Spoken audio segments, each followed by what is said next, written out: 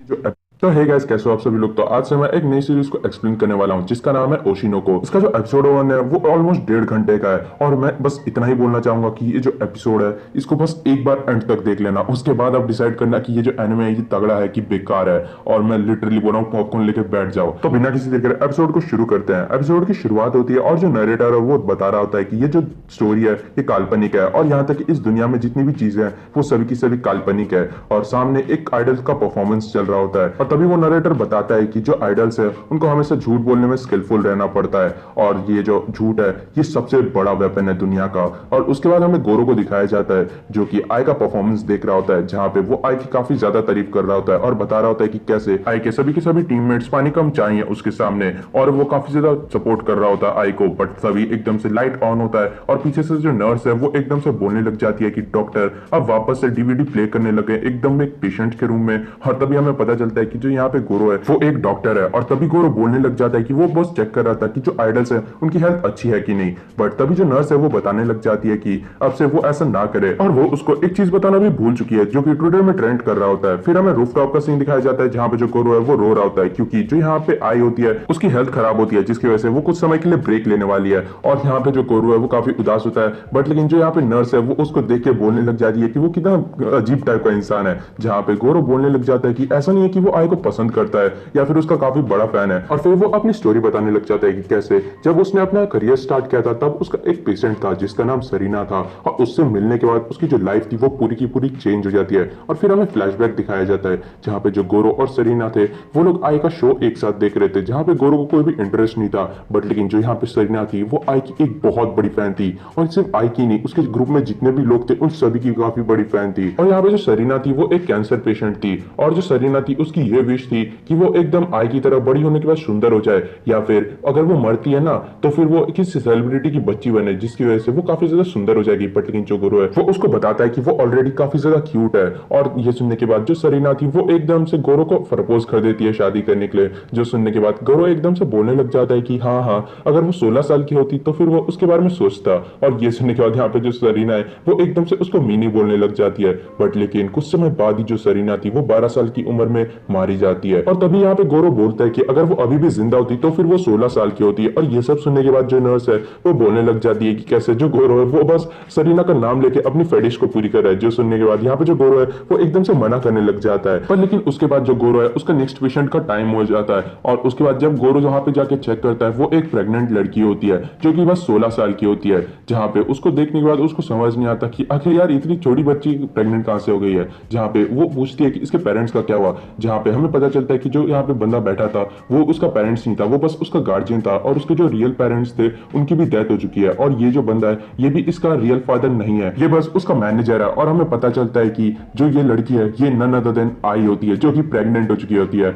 और ये 20 वीक्स ही प्रेग्नेंट होती है। और तभी जो यहाँ पे गोरो होता है वो एकदम से बाहर जाता है और उसका जो दिमाग है वो पूरा हिल चुका होता है। भाई ये इसको समझ नहीं आता कि आखिर ये जो इतनी बड़ी आइडल आई है वो यहाँ पे कर क्या रही है। बट तभी उसको रियलाइज होता है कि जो आई है वो 20 वीक्स की प्रेग्नेंट भी है। और तभी वो एकदम से बाहर से बात सुन लेता है कि जो उसका मैनेजर इचिको है वो उससे पूछता है कि आखिर इसका फादर कहाँ है। जहां पे जो आई है वो उसको बताती है कि ये तो एक सीक्रेट है और ये किसी को भी नहीं बता सकती। उसके बाद हमें दिखाया जाता है कि आई के कई सारे एग्जामिनेशन होते हैं और एग्जामिनेशन खत्म होने के बाद जो यहाँ पे गोरो है वो उनको बता रहा होता है कि कैसे जो आई है वो 20 वीक्स की प्रेग्नेंट है और उसके ऊपर से वो ट्विंस को भी कैरी कर रही है। जो सुनने के बाद जो आई होती है वो तो काफी खुश होती है। बट लेकिन दूसरी तरफ जो इचिको होता है उसकी फट चुकी होती है क्योंकि अगर ये बात लीक हो गई कि जो आई है वो प्रेग्नेंट है, जो आई का करियर है वो खत्म हो जाएगा, उसके ऊपर से उसका खुद का जो एजेंसी है वो भी बंद पड़ जाएगा। और तभी जो आई है वो गोरो से पूछती है कि आखिर इसके रिलेटेड उसके क्या थॉट्स हैं। और उसके बाद हमें दिखाया जाता है कि जो गोरो है वो एकदम वेटिंग एरिया में कॉफी पी रहा था। बट लेकिन तभी वो न्यूज में देखता है कि जो दो आइडल्स हैं उनकी मैरिज हो चुकी है। बट लेकिन दो लोग जो उस न्यूज को देख रहे थे उनमें से एक बंदा बोलने लग जाता है कि अगर वो अभी मर जाएगा तो फिर ऐसा हो सकता है कि वो रिबॉर्न हो जाए एक सेलिब्रिटी के चाइल्ड की तरह। दूसरी तरफ यहीं पे जो गोरो था वो इस बारे में सोचे जा रहा था कि आखिर वो आई को क्या जवाब देगा। और उसके बाद हमें दिखाया जाता है कि जो गोरो है वो आई के साथ रूफटॉप में होता है जहां पे वो आई के साथ एकदम हार्ट टू हार्ट बात करता है। जहां पे आई भी बताती है कि कैसे वो कंट्री साइड में इसी वजह से आई है क्योंकि जो टोक्यो में अगर वो किसी ने उसको पहचान लिया तो फिर उसका जो करियर है वो बर्बाद हो जाएगा। दूसरी तरफ यहाँ पे जो गोरो था वो भी अपने एक पुरानी पेशेंट सरीना के बारे में बताता है कि कैसे वो उसकी काफी बड़ी फैन थी और वो उसी की तरफ बनना चाहती थी। दूसरी तरफ जो सरीना थी वो भी आसमान में खुले स्टार्स को देखने के बाद काफी ज्यादा खुश होती है और फिर वो अपने थॉट्स बताती है कि कैसे उसके पास पास कोई फैमिली नहीं है और वो इन बच्चों को बर्थ देगी और उसके बाद इनको अपना फैमिली बनाएंगी और इनको पूरा प्यार देगी और उसके बाद अपने जो आइडल का करियर है उसको भी काफी बढ़िया तरीके से करेगी क्योंकि वो काफी ज्यादा ग्रेडी है। और उसकी ये सब बातें सुनने के बाद जो गोरो था वो काफी ज्यादा दीवाना हो जाता है उसका, और वो एकदम उसको काफी एडमायर करने लग जाता है और वो आई को ये बोलता है कि वो उसकी जितनी हो सके उतनी हेल्प करेगा और यहाँ तक कि वो उसको ये भी इंश्योर करता है कि वो उसके जो बच्चों की डिलीवरी है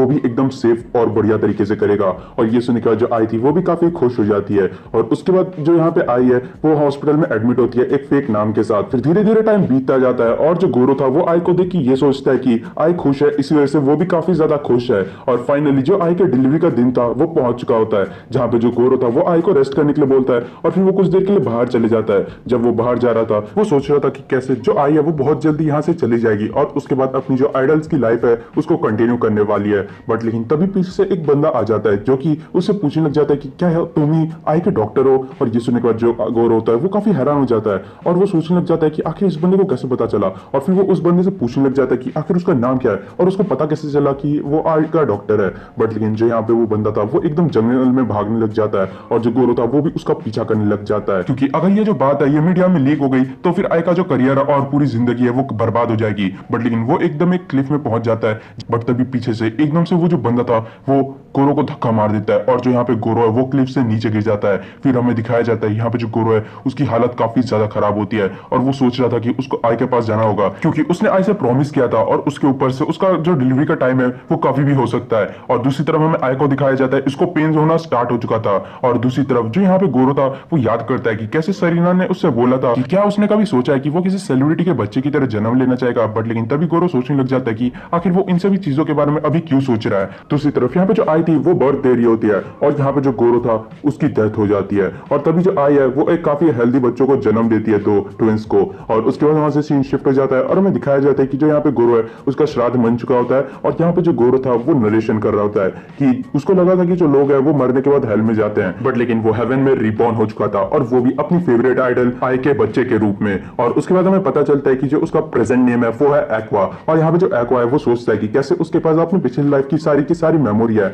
और यहाँ तक कि उसने जो भी अपने डॉक्टर के करियर में पढ़ा था वो सब भी मेमोरीज हैं उसके पास। नॉर्मली अगर कोई भी उससे बोलता है कि वो रिइंकार्नेट हुआ है तब वो कभी भी उसकी बात पे यकीन नहीं करता, बट लेकिन अब उसको यकीन करना पड़ रहा है क्योंकि उसने अपनी आंखों से देख लिया है और वो अभी अपनी प्रेजेंट लाइफ को आई के साथ काफी ज्यादा एंजॉय भी कर रहा है। बट तभी जो उसकी बहन थी वो रोने लग जाती है और यहाँ पे जो आई थी वो उसके पास जल्दी जाती है। तभी जो एक्वा होता है वो सोचने लग जाता है कि ये उसकी जुड़वा बहन रूबी है, पर लेकिन इसको देखने के बाद उसको बिल्कुल भी अच्छी फीलिंग्स नहीं आती है। फिर उसके बाद वहां पे इचिको आ जाता है जो कि अपनी वाइफ को भी लेकर आया था जिसका नाम मियाको होता है और यहाँ पे जो इचिको होता है वो अपना प्लान बताने लग जाता है कि कैसे जो आई है वो आज रात को अपना एक कॉन्सर्ट करने वाली है जहाँ पे उसकी जो बच्चे हैं उनको मियाको संभालने वाली है। बट लेकिन जो आई थी वो अपने बच्चों को ले जाना चाहती थी, बट लेकिन जो इचिको है वो बताता है कि कैसे अगर किसी को भी पता चल गया कि उसके पास बच्चे हैं तो फिर उसकी एजेंसी और उसका जो करियर है आइडल का दोनों के दोनों खत्म हो जाएंगे। उसके बाद हमें दिखाया जाता है कि जो आई के कॉन्सर्ट था उसके ग्रुप के साथ वो उन सब का प्रिपरेशन चल रहा था। यहीं पे दूसरी तरफ हमें घर का सीन दिखाया जाता है जहाँ पे जो मियाको थी उसके पास बच्चे संभालने का कोई एक्सपीरियंस नहीं था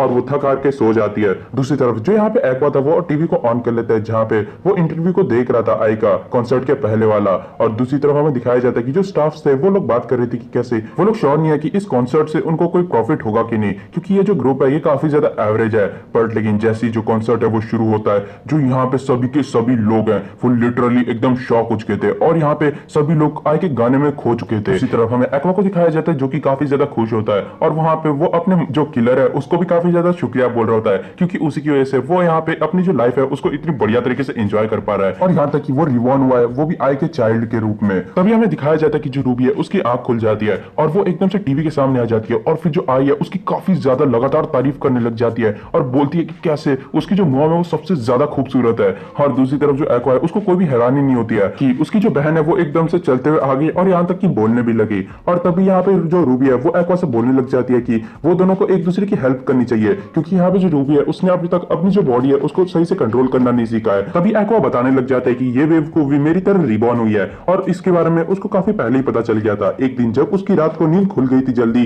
वो एकदम से जाके देखता है कि जो रूबी है वो हेटर्स को काफी बुरी तरीके से रिप्लाई दे रही थी और यहाँ पे वो काफी ज्यादा गुस्से में भी थी और एक्वा को देखने के बाद वो काफी ज्यादा शॉक हो चुकी थी। और प्रेजेंट टाइम में जो एक्वा था वो ये सोच रहा था कि जो रूबी है वो काश कोई नॉर्मल बच्ची होती। और उसके बाद हमें उस स्टॉकर को दिखाया जाता है जिसने कि गोरो को मार दिया था था और आई के कॉन्सर्ट को देखते हुए काफी ज्यादा गुस्से में होता है और वो बोल रहा होता है कि जो आई है उसने उसको ट्रिक किया। उसके बाद हमें दिखाया जाता है कि जो आई है वो घर में होती है, जहाँ पे एक्वा को जब भूख लगती है वो छोटे बच्चों के जो दूध पीने का बॉटल है उससे पीने लग जाता है, क्योंकि वो आई के जो झंगू वंगू है उससे नहीं पी सकता है दूध। भाई बंदा कितना बड़ा था, उसका माइंडसेट काफी अलग है, समझ रहे हो। बट लेकिन जब जो रूबी है उसको भूख लगती है तो फिर वो कुछ और ही करने लग जाती है और ये देख के जो एक्वा है उसको बिल्कुल भी अच्छा नहीं लगता। और आई और इचिगो के वापस से काम पे चले जाने के बाद जो यहाँ पे एक्वा है वो रूबी से बात करने लग जाता है इस बारे में, जहाँ पे रूबी ये बताती है कि वो जब मरी थी तब वो काफी छोटी थी, इस वजह से उससे कोई फर्क नहीं पड़ता और यहाँ तक कि वो एक लड़की भी थी। पर लेकिन दूसरी तरफ यहाँ पे जो एक्वा है वो काफी ज्यादा बड़ा था और एक लड़का था, तो फिर इससे उसको प्रॉब्लम हो रही है।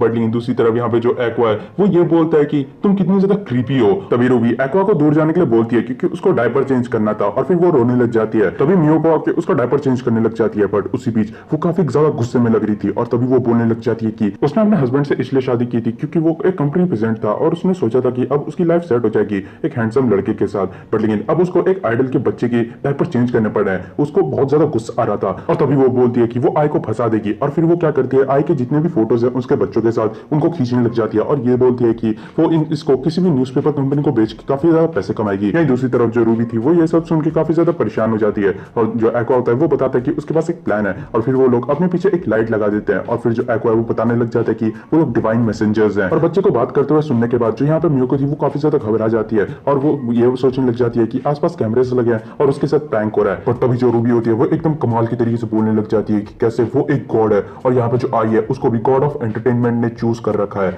और यहाँ पे उनका जो काम है वो है आई को प्रोटेक्ट करना और अगर वो उनके बीच में आएगी तो फिर उसको डिवाइन पनिशमेंट मिलेगी। जो सुनने के बाद यहाँ पे जो मियोको थी वो काफी ज्यादा घबरा जाती है और वो रोने लग जाती है। बट लेकिन तभी जो रूबी थी वो एकदम से उसको बोलने लग जाती है कि अगर वो उनका जो सीक्रेट है वो अपने पास तक ही रखेगी और यहाँ पे उनकी हर एक बात मानेगी, मेरा मतलब हर एक बात, तो फिर उसकी सेकंड शादी में वो एक काफी हैंडसम से एक्टर से शादी कर सकती है। और ये सुनने के बाद यहाँ पे जो मियोको थी वो काफी ज्यादा खुश हो जाती है और फिर काफी खुशी से काम भी करने लग जाती है। जो देख के वो दोनों बात करने लग जाते हैं कि कैसे उन्होंने इसको काफी आसानी से बेवकूफ बना दिया। फिर वहां से सीन शिफ्ट कर और हमें रात का सीन दिखाया जाता है जहाँ पे जो रूबी थी वो सो चुकी थी और यहाँ पे जो एक्वा था वो रूबी के पास जाके बोलने लग जाता है कि कैसे जो सरीना थी वो भी आई के बारे में एकदम इसी की तरह बात करती थी। और तभी जो रूबी थी वो भी एकदम उठ जाती है और यहाँ पे वो बोलती है कि वो टॉयलेट जा रही है और जाते जाते वो एक्वा की तरफ देखते हुए गोरो को याद करती है और फिर सोचती है कि क्या उसने मेरे पुराने लाइफ का नाम लिया। बट लेकिन तभी वो सोचती है कि ऐसा पॉसिबल नहीं हो सकता क्योंकि जो गोरो है वो एकदम एक्वा के रूप में नहीं जन्म ले सकता। उसके बाद हमें दिखाया जाता है कि जो आई है वो अपने पेचेक को देखने के बाद ये बोलने लग जाती है कि उसको लग रहा है कि कुछ गड़बड़ चल रही है क्योंकि उसको सिर्फ 2 लाख नहीं मिल रहे हैं। तभी मियो को बताने लग जाती है कि वो काफी ज्यादा छोटे एजेंसी में है जिसकी वजह से उसको ज्यादा पैसा नहीं मिल रहा और उसके ऊपर से जो एजेंसी है उसने ज्यादा कुछ कमाया भी नहीं है। और यहाँ पे दूसरी तरफ जो आई थी वो ये होप कर रही थी कि वो अपने बच्चों को काफी अच्छा लाइफस्टाइल देगी और काफी बढ़िया एजुकेशन भी देना चाहती है ताकि उनके पास ज्यादा अपॉर्चुनिटीज और यहाँ तक कि ज्यादा पैसे रहने से वो अपने बच्चों की जो नीड्स है उनको फुलफिल कर सकती है और उनको खुश भी रख सकती है। और उसके बाद वो अपने लेसन के लिए निकल जाती है और उसके निकलने के बाद ही जो रूबी है वो एकदम से बोलने लग जाती है कि जो आइडल्स है वो तो नॉर्मली 1 मिलियन तो कमा लेते हैं ना महीने में। और ये सुनने के बाद जो एक्वा है वो बताने लग जाता है कि वो तो कुछ प्रॉफिट होता है और वो भी काफी लोगों के बीच में डिस्ट्रीब्यूशन हो जाता है जैसे कि स्टाफ एंड डायरेक्टर्स और प्रोड्यूसर्स के बीच में। बट लेकिन जो यहाँ पे आइडल्स है उनको इतना ज्यादा नहीं मिल पाता कई बार। तभी जो मियोको है वो भी बताने लग जाती है कि कैसे कई बार जो आइडल्स है वो सोलो भी एंटर करती है इंडस्ट्री में, बट लेकिन कई बार वो लोग चल जाते हैं बट कई बार वो फेल भी होते हैं और जब वो लोग फेल होते हैं तब उनको किसी बड़े बार में या फिर होस्टेस बार में वेट्रेस का काम करना पड़ता है। और इन सभी चीजों के बारे में जानने के बाद उन दोनों को ये सभी चीजें काफी ज्यादा स्कैरी लगती है। फिर हमें आई को दिखाया जाता है जिसके दोस्त उसको बोल रहे थे कि उसको थोड़ा सा रेस्ट करना चाहिए क्योंकि वो ज्यादा ही पुश कर रही है अपने आप को। बट लेकिन जो आई है वो उनको बताती है कि वो बिल्कुल ठीक हो रखी है। और उसके बाद उनके जाने के बाद जो आई है वो एकदम से एक कमेंट को चेक करती है जो कि उसके हेटर की तरफ से था और उसको देखने के बाद वो काफी उदास हो जाती है। फिर हमें अगले दिन का सीन दिखाया जाता है जहाँ पे काफी सारे लोग एक साथ इकट्ठे हुए होते हैं क्योंकि जो आई है उसका काफी जल्दी कॉन्सर्ट स्टार्ट होने वाला है। दूसरी तरफ में दिखाया जाता है कि जो एक्वा और रूबी है उनको भी मियो को लेकर चली आई थी किसी को बिना बताए, जिस वजह से वो उन दोनों को अटेंशन ग्रैब करने के लिए बिल्कुल ही मना कर देती है। दूसरी तरफ यहाँ पे जो आई थी उसका जब कॉन्सर्ट शुरू होता है उसके दिमाग में हेटर का ही कमेंट चले जा रहा था और यहाँ पे दूसरी तरफ जो एक्वा और रूबी थे उन दोनों को ये नोटिस हो जाता है और तभी वो दोनों एकदम से अपनी जो चेयरिंग है वो स्टार्ट कर देते हैं। जो देखने के बाद यहाँ पे आसपास के सभी लोग एकदम शॉक खड़े थे और यहाँ तक कि जो आइडल्स थे वो लोग ने भी अपना परफॉर्मेंस बंद कर दिया था और उन्हीं बच्चों को देख रहे थे। दूसरी तरफ जैसे ही आई की नजर अपने बच्चों पे जाती है और वो देखती है कि उसके जो बच्चे हैं वो उसके लिए कितना ज्यादा चेयर कर रहे हैं और उसके चेहरे में एक बहुत बड़ी स्माइल आ जाती है और वो काफी ज्यादा खुश होती है। और उसके बाद हमें अगले दिन का सीन दिखाया जाता है जहाँ पे वो सभी लोग देख रहे थे कि कैसे एक्वा और रूबी की जो चेयरिंग का वीडियो है वो इंटरनेट पे एकदम ब्लास्ट हो चुका है, मतलब एकदम वायरल चला गया है। और इसको देखने के बाद जो इचिगो है वो अपनी वाइफ को ले जाता है एक लंबी चौड़ी बात करने के लिए। दूसरी तरफ जो यहाँ पे आई है वो उसी हेटर के कमेंट को देखती है जिसने की उसकी अब तारीफ करी थी, उसके स्माइल की, और ये देख के वो भी काफी खुश हो जाती है। फिर देखते देखते 1 साल बीत जाता है और यहाँ पे जो एक्वा और रूबी है वो दोनों चलने लग जाते हैं और बोलने भी लग जाते हैं, दोनों के लिए ये एकदम नॉर्मल हो चुका था। बट लेकिन उसी बीच में यहाँ पे जो रूबी है वो बीच बीच में काफी ज्यादा मुश्किल शब्द भी यूज करती है, जो देख के यहाँ पे आई भी हैरान हो जाती है। बट लेकिन जो यहाँ पे एक्वा है उसको पता था कि ये दोनों बेवकूफ है, जिस वजह से कोई फर्क नहीं पड़ता इसमें। बट लेकिन उसी दौरान जो यहाँ पे एक्वा है वो बताता है कि कैसे आई को काफी सारी न्यू जॉब्स भी मिली है और अभी उसको एक टीवी ड्रामा में एक माइनर सा रोल भी मिला है। बट लेकिन जब वो लोग कार में जा रहे थे यहाँ पे मियोको उन दोनों को बोलती है कि वहां पे पहुंचने के बाद वो उन दोनों की मॉम बनेगी और यहाँ पे गलती से भी आई को अपनी मॉम मत बोल देना। उसके बाद दिखाया जाता है कि वो सभी लोग वहां पे पहुंच जाते हैं। बट लेकिन जो यहाँ पे डायरेक्टर था उसको देखने के बाद एक्वा और रूबी थोड़ा सा घबरा जाते हैं क्योंकि वो काफी ज्यादा डरावना था और बाकी के जितने भी स्टाफ थे वो सभी लोग एक्वा और रूबी को काफी ज्यादा पसंद कर रहे थे। उसके बाद जो एक्वा है उसका इनकाउंटर ताइशी यानी कि डायरेक्टर के साथ होता है, जहां पे जो ताइशी है वो एक्वा को ये धमकी देता है कि अगर वो रोया या फिर फालतू का कोई सीन क्रिएट किया तो फिर वो उसको लात मार के भगा देगा। जो सुनने के बाद यहाँ पे जो एक्वा है वो भी घबरा जाता है और फिर एकदम से उससे माफी मांगने लग जाता है, जिस बीच वो काफी भारी भारी वर्ड्स भी यूज कर देता है।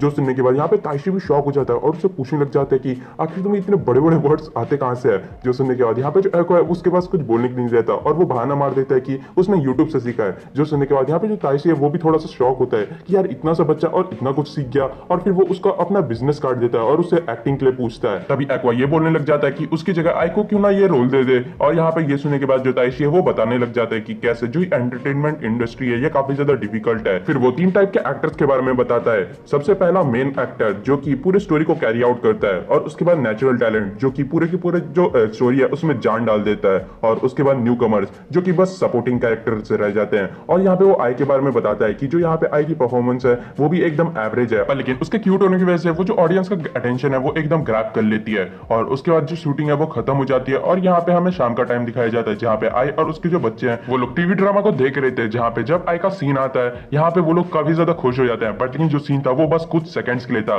जो देख के यहाँ पे उन सभी को गुस्सा आ जाता है सिवाय आई के, और यहाँ पे वो सभी लोग से कंप्लेन करने लग जाते हैं। बट लेकिन जो यहाँ पे एक्वा था वो एकदम ताइशी को फोन लगाता है और फिर उससे बोलने लग जाता है कि आखिर जो आई का सीन है वो इतना छोटा क्यों है, जहाँ पे ताइशी एक्सप्लेन करने लग जाता है कि जो आई है वो काफी ज्यादा क्यूट है, जिस वजह से वो सभी का अटेंशन ग्रैब कर लेती, जिस वजह से यहाँ पे जो प्रोडक्शन कंपनी है उन्होंने आई को एकदम छोटा सा स्क्रीन टाइम दिया। और वो बताता है कि इसका बस एक ही रीजन है, क्योंकि अगर मेन लीड के पास स्पॉटलाइट नहीं रहा तो फिर जो उनके मर्चेस हैं वो भी नहीं बिकेंगे। तभी ताइशी एकदम से बोलने लग जाता है कि वो आई को एक और जॉब ऑफर करेगा, और ये सुनने के बाद यहाँ पे एक्वा काफी खुश होता है। बट लेकिन तभी ताइशी बोलता है कि लेकिन बदले में तुम्हें भी एक्टिंग करनी पड़ेगी उस फिल्म में। और उसके बाद वहां से सीन शिफ्ट होता है और हमें पहला दिन दिखाया जाता है रिकॉर्डिंग का, जहाँ पे जो ताइशी है वो एक्वा को high budget and low budget production के बारे में बताता है, जहाँ पे वो बताता है कि मार्केट में इसका काफी बड़ा इंपैक्ट पड़ता है, क्योंकि हाई बजट सुनने के बाद जो लोग हैं वो काफी अट्रैक्ट होते हैं। बट लेकिन यही दूसरी तरफ जो लो बजट है उसमें कई लोग अट्रैक्ट नहीं होते। बट लेकिन इसका जो स्टोरी लाइन है इसी पे लोगों का ज्यादा ध्यान रहता है। और उसके बाद जो यहाँ पे एक्वा होता है वो बताने लग जाता है कि उसको लगता है कि जो उसकी बहन है वो ज्यादा अच्छी एक्टिंग करेगी उसकी जगह पे। पर लेकिन ताइशी बोलता है कि अगर तुम चाहते हो कि जो आई है उसको चांस मिले तो फिर तुम्हें एक्टिंग करनी पड़ेगी। उसके बाद से सीन शिफ्ट हो जाता है और हमें दिखाया जाता है कि जो रूबी है वो काफी ज्यादा रो रही होती है और जिद कर रही होती है आई से मिलने के लिए, क्योंकि वो काफी देर से नहीं मिली है उससे और उसको आई का प्यार चाहिए होता है। और एक्वा रूबी से ये बोलने लग जाता है कि वो कोई छोटी बच्ची नहीं रही है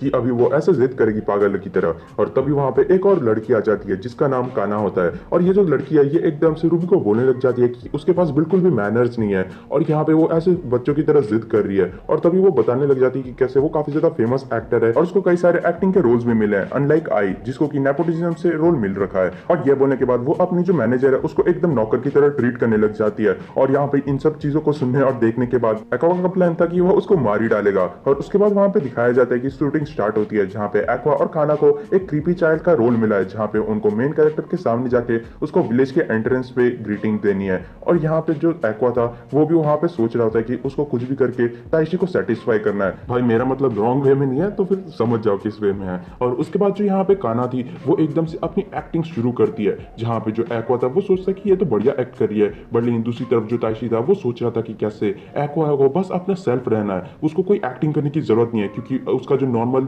सेल्फ है वही बहुत ज्यादा क्रीपी है। और जैसे जो एक्वा है वो अपनी एक्टिंग शुरू करता है, जो यहाँ पे मेन कैरेक्टर थी वो एकदम घबरा जाती है और एक्टिंग खत्म होने के बाद वो एक्वा को बताती है कि कैसे उसको एकदम चिल्स आ चुके थे। पर लेकिन दूसरी तरफ जो काना थी वो ताइशी के पास चली जाती है और बोलती है कि इस सीन को शूट करने के लिए। बट लेकिन जो यहाँ पे ताइशी था वो डायरेक्ट मना कर देता है, जो देख के यहाँ पे जो काना थी वो एकदम से रोने लग जाती है और बोलती है कि वो एक्वा के कंपैरिजन में कुछ भी नहीं थी, और वो कंटिन्यूअसली रोने लग जाती है। फिर हमें शाम का टाइम दिखाया जाता है जहाँ पे जो ताइशी है वो एक्वा के साथ बात कर रहा होता है और उससे पूछता है कि तुम्हें क्या लगता है एक्टिंग में सबसे ज्यादा जरूरी चीज क्या है, जहाँ पे एक्वा बताता है कि एक्टिंग स्किल्स, बट लेकिन ताइशी बताता है कि कम्युनिकेशन स्किल्स सबसे बड़ा पार्ट है एक्टिंग का। और फिर वो ये भी बताता है कि कैसे यंग एक्टर्स में जब बहुत बड़ा ईगो आ जाता है तो फिर ये उनकी फ्यूचर एक्टिंग लाइफ को पूरा बर्बाद करके रख देता है, जैसा कि अभी काना के साथ हुआ। दूसरी तरफ जो यहाँ पे काना थी वो अभी भी रोए जा रही थी, बट लेकिन तभी जो यहाँ पे ताइशी है वो बताता है कि कैसे उसके पास काफी ज्यादा होप्स हैं एक्वा के एक्टिंग करियर के ऊपर, बट लेकिन जो एक्वा है वो बताता है कि उसका एक्टिंग में कोई भी इंटरेस्ट नहीं है। फिर वहां से सीन शिफ्ट होता है और हमें रात का सीन दिखाया जाता है जहाँ पे काना अपने घर जा रही होती है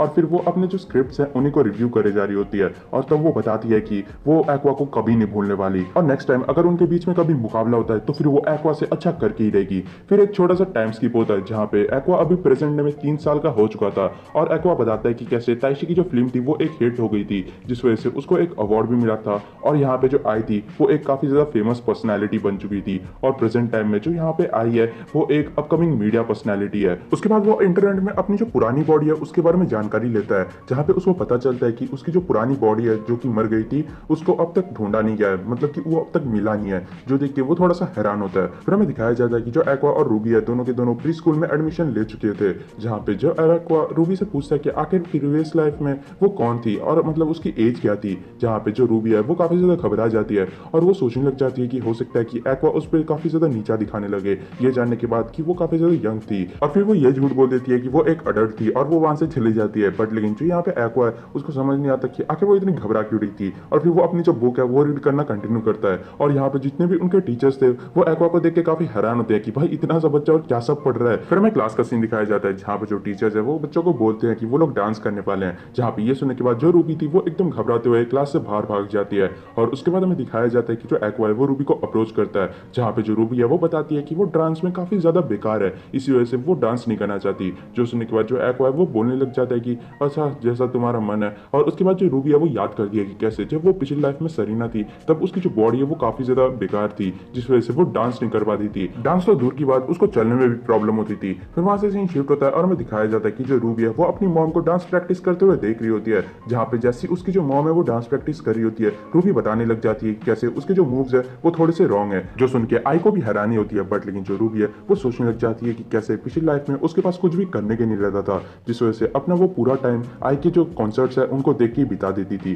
जिस वजह से उसके आई के सारे जो मूव्स है वो याद हो रखे हैं, और तभी वो एकदम से उसको दिखाने लग जाती है कि वो कैसे करती थी और अभी वो कैसे करी है। बट लेकिन वो जैसे ही दिखाने जाती है वो एकदम से गिर जाती है, जो देख के वो एकदम रोने लग जाती है। बट लेकिन जो यहाँ पे आई थी वो एकदम से उसको उठाती है और फिर मोटिवेट करने लगती है कि वो जितने बारी क्यों ना गिरे उसको हमेशा उठना चाहिए और अपना बेस्ट देना चाहिए। जो सुनने के बाद यहाँ पे जो आई है वो काफी खुश होती है, और फिर वो धीरे धीरे डांस प्रैक्टिस स्टार्ट कर देती है, और वो जैसे जैसे डांस प्रैक्टिस कर रही थी वो सोच रही थी कि कैसे वो हमेशा से चाहती थी कि वो आई की तरह डांस करे, और काफी ज्यादा डांस प्रैक्टिस करने की वजह से उसके जो डांस मूव्स थे वो भी काफी ज्यादा अच्छे हो चुके थे और अब वो गिर भी नहीं रही थी। और दूसरी तरफ हमें एक्वा को दिखाया जाता है जो कि इन सभी चीजों को देख रहा था, और तभी वो सोचने लग जाता है कि कैसे जो रूबी है उसकी एक्टिंग स्किल्स तो अच्छी हैं ही, उसके ऊपर से उसके जो डांस है वो भी काफी ज्यादा अच्छी है। फिर वहां से सीन शिफ्ट हो जाता है और हमें दिखाया जाता है कि जो आई है वो एक फोन बूथ में होती है और वो एक बंदे से बात कर रही होती है जो कि ट्विंस का फादर होता है, और वो उससे पूछती है कि क्या वो अपने बच्चों को देखने नहीं आएगा क्योंकि वो लोग काफी बड़े हो चुके हैं, जहाँ पे वो बंदा पूछता है कि आखिर क्या वो उसके साथ वापस रहना चाहती है, जो सुन के आई मना कर देती है और बताती है कि उसने अपने बच्चों को ये बात करते हुए सुना था जहाँ पे वो लोग अपने फादर के बारे में बात कर रहे थे और उनको पता नहीं होता है कि आखिर उनके फादर कौन है, और इसी वजह से वो बस उनको मिलाना चाहती है उससे। और फिर वो बंदा आई से उसका एड्रेस पूछता है जहाँ पे आई उसको अपना न्यू एड्रेस दे देती है। उसके बाद वहां से सीन शिफ्ट हो जाता है और हमें दिखाया जाता है कि जो आई है वो इचिगो और बाकी सभी के साथ आराम से बैठी होती है, और यहाँ पे वो सभी लोग एंजॉय कर रहे होते हैं, जहाँ पे जो इचिगो होता है वो काफी ज्यादा खुश होता है क्योंकि उसकी जो एजेंसी है वो काफी ज्यादा मस्त चल रहा है, और उसके ऊपर से जो आई का आइडल ग्रुप है वो भी एक काफी बड़े स्टेडियम में कॉन्सर्ट करने वाला है, जो कि एक बहुत बड़ी बात है। पर लेकिन इसी दौरान जो आई थी वो ये सोच रही थी कैसे वो पहली बार जब इचिगो से मिली थी तब उसने उसको एकदम से आइडल बनने का ऑफर दे दिया था, पर लेकिन जो आई है वो ये कहते हुए मना कर देती है कि वो एक सिंगल पेरेंट हाउस होल्ड से है। पर लेकिन उसकी जो मॉम थी वो जल्दी ही जेल में चली गई थी और उसकी वजह से वो अकेली रह गई। बट लेकिन जब उसकी मॉम बाहर निकली उस टाइम पे भी उसकी मॉम ने उसको वापस से अपने साथ नहीं रखा और उसको अकेला छोड़ दिया, और उसके बाद से जो यहाँ पे आई है उसने किसी को भी प्यार नहीं किया और ना ही किसी ने उसको प्यार किया है, और उसी वजह से उसको आई लव यू का मतलब भी नहीं पता, और वो अपने फैंस को भी क्या प्यार करेगी। और ये सुनने के बाद जो यहाँ पे इचिगो है वो उसको ये आइडिया देता है कि वो झूठ बोल सकती है, उसको बस आई लव यू तो बोलना है, क्या फर्क पड़ता है। लोग उसको सच समझ लेंगे। और ये सुनने के बाद जो यहाँ पे आई है वो भी मान जाती है और वो एक आइडल बन जाती है। बट लेकिन सून आफ्टर वो प्रेग्नेंट हो जाती है और 2 ट्विंस को जन्म देती है। और तभी हमें प्रेजेंट टाइम का सीन दिखाया जाता है जहाँ पे आई ये बोलती है कि उसने अब तक अपने बच्चों को आई लव यू नहीं बोला है। बट तभी उनके घर का डोरबेल बजता है और जो आई है वो चेक करने जाती है, जहाँ पे उसके सामने एक बंदा बुके लेके खड़ा होता है और ये वही बंदा होता है जिसने की आई को स्टॉप किया था हॉस्पिटल में। और उसके बाद जो आई है अचानक से उसको एकदम वो बंदा स्टैप कर देता है और जो यहाँ पे आई होती है वो एकदम दूर चली जाती है। दूसरी तरफ जो एक्वा है वो भी एकदम से गेट से बाहर निकलता है और इस सीन को देखने के बाद वो एकदम शॉक हो चुका था। दूसरी तरफ वो जो बंदा था वो एकदम बोलने लग जाता है कि कैसे आई ने अपने सारे फैन से झूठ बोला है, उससे भी झूठ बोला है, उसने हमेशा बोला था कि वो सभी को पसंद करती है, बट लेकिन ऐसा बिल्कुल भी नहीं है। दूसरी तरफ जो आई होती है वो भी एकदम बोलने लग जाती है कि हाँ मैंने सभी से झूठ बोला, अपने फैन से झूठ बोला, बट लेकिन मैं हमेशा उन सभी से प्यार करती थी और ये जो झूठ है ये मेरा एक तरीका है उनसे अपना प्यार जताने का। और तभी वो बंदा एकदम बोलने लग जाता है कि उसको तो ये भी नहीं पता कि आखिर वो कौन है। और ये सुनने के बाद जो आई है वो बताने लग जाती है कि उसको याद है हम लोग एक हैंडशेक इवेंट में मिले थे और वो उसका नाम रियोस के बताती है। और आई बताती है कि वो अब तक जितने भी अपने फ्रेंड से मिले उन सभी का चेहरा उसको याद है। और यहाँ तक कि ये सुनने के बाद जो वो बंदा था रियोस के वो एकदम से पैनिक कर जाता है और एकदम मतलब शॉक हो चुका था और वो डर के मारे वहां से भाग जाता है। तभी एक्वा एकदम से एम्बुलेंस बुलाने की बात करता है, बट लेकिन जो आई है वो उसको मना कर देती है और एकदम से हग कर लेती है और वो एकदम डोर के सामने जाके बैठ के उसको लॉक कर देती है ताकि दूसरी तरफ से जो रूबी है वो इस साइड ना आ जाए। और यहाँ पे दूसरी तरफ हमें रूबी को दिखाया जाता है जो कि काफी चिंता कर रही थी और वो बोल रही थी कि आखिर क्या हुआ, दरवाजा खोलो। बट लेकिन जो यहाँ पे दूसरी तरफ आई है वो एकदम बोलने लग जाती है कि उसको माफी मांगनी पड़ेगी लोगों से क्योंकि आज का जो कॉन्सर्ट है वो कैंसिल हो जाएगा। और तभी वो बताने लग जाती है कि वो अपने बच्चों को बड़ा होते हुए देखना चाहती थी, उनको स्कूल जाते हुए देखना चाहती थी। और यहाँ पे जो रूबी है उसको एक पॉपुलर डांसर और एक्वा को एक फेमस एक्टर बनते हुए भी देखना चाहती थी, उनको अडल्ट होते हुए देखना चाहती थी। और अपने फाइनल मोमेंट्स में वो अपने बच्चों को आई लव यू बोलती है और उनको बताती है कि ये एकदम झूठ नहीं है, वो अपने दिल से बता रही है। और इसी तरीके से जो आई है उसकी डेथ हो जाती है। दूसरी तरफ जो एक्वा है वो ये सब कुछ देखता ही रह जाता है और दूसरी तरफ जो रूबी है वो भी रोती रह जाती है। कुछ दिन बाद न्यूज में दिखाया जा रहा था कि रियोस के जिसने कि आई का मर्डर किया है उसने सुसाइड कर लिया है। दूसरी तरफ जो यहाँ पे पब्लिक है उसमें कई लोग काफी ज्यादा उदास हैं आई की डेथ की वजह से। और दूसरी तरफ कई सारे जो पब्लिक्स हैं वो हेट कमेंट भी करी आई की तरफ, जिसको देखने के बाद यहाँ पे जो रूबी है वो काफी ज्यादा गुस्से में होती है और टाइम बीतता जाता है। और यहाँ पे जो आई की डेथ है उसकी न्यूज धीरे धीरे गायब हो जाती है। इचिको और मियोको उन दोनों को अडॉप्ट कर लेते हैं, बट लेकिन जो यहाँ पे मियोको है वो उन दोनों को बताती है कि वो उन दोनों की रियल मदर नहीं है, बट लेकिन वो उनको अपने बच्चे से कम भी नहीं मानती। एक्वा को काउंसलिंग के लिए भी भेजा गया क्योंकि उसने अपने सामने एक मर्डर को देखा था। उसके बाद हमें आई के फ्यूनरल का सीन दिखाया जाता है जहाँ पे जो एक्वा और रूबी थे वो दोनों कार में बैठे थे, जहाँ पे रूबी पूछने लग जाती है कि क्या वो एक आइडल बन सकती है, जहाँ पे एक्वा बोलने लग जाता है कि उनको ये सब कुछ करने की कोई भी जरूरत नहीं है, पैसे कमाने के और भी कई सारे तरीके हैं। और तब वो सोचने लग जाता है कि कैसे जो रूबी है वो काफी ज्यादा प्योर है और इनोसेंट है, जिसकी वजह से उसको काफी ज्यादा बुरा लगेगा अगर वो एक आइडल बन जाएगी और उसके जो फैंस है वो उसको हेट करेंगे तो। और जो रूबी है वो इन सब चीजों को नहीं सह पाएगी। बट तभी वो सोचता है कि कैसे वो ऑलरेडी एक बार मर चुका है, बट तभी उसको एकदम से रियलाइज होता है कि कैसे जिस बंदे ने उसको मारा था ये सेम बंदा था जिसने की आई को भी मारा है। बट लेकिन सबसे बड़ी बात आखिर इस बंदे को पता कैसे चला जो आई है वो किस हॉस्पिटल में है, और उसके ऊपर से उसको अभी कैसे पता चला कि आखिर जो आई है वो रह कहाँ पे रही है। इसका बस एक ही मतलब हो सकता है, उस बंदे को कोई इन्फॉर्मेशन दे रहा था, कोई अंदर का बंदा। और तभी वो सोचता है कि कैसे जो इचिगो है वो ये सब कुछ नहीं कर सकता, और उसके ऊपर से जो यहाँ पे आई है उसका कोई और फ्रेंड या फिर कोई क्लोज रिलेटिव भी नहीं है जिससे कि वो ये सब कुछ शेयर कर सकती है। और तभी उसके दिमाग में एक ही पर्सन का नाम आता है जो कि है उनका फादर। और इसके बारे में सोचते ही वो एकदम से अपने डेविल लुक में आ जाता है और वो सोचने लग जाता है कि जिस पर्सन ने उसकी मॉम को मारा है यानी कि आई को, वो उसको मार के रहेगा और वो अभी खुद नहीं मर सकता। वो उस बंदे को ढूंढ के निकालेगा और फिर खुद अपने हाथों से उसको मारेगा। और उसके बाद हमें दिखाया जाता है कि जो यहाँ पे एक्वा है वो ताइशी के पास चले जाता है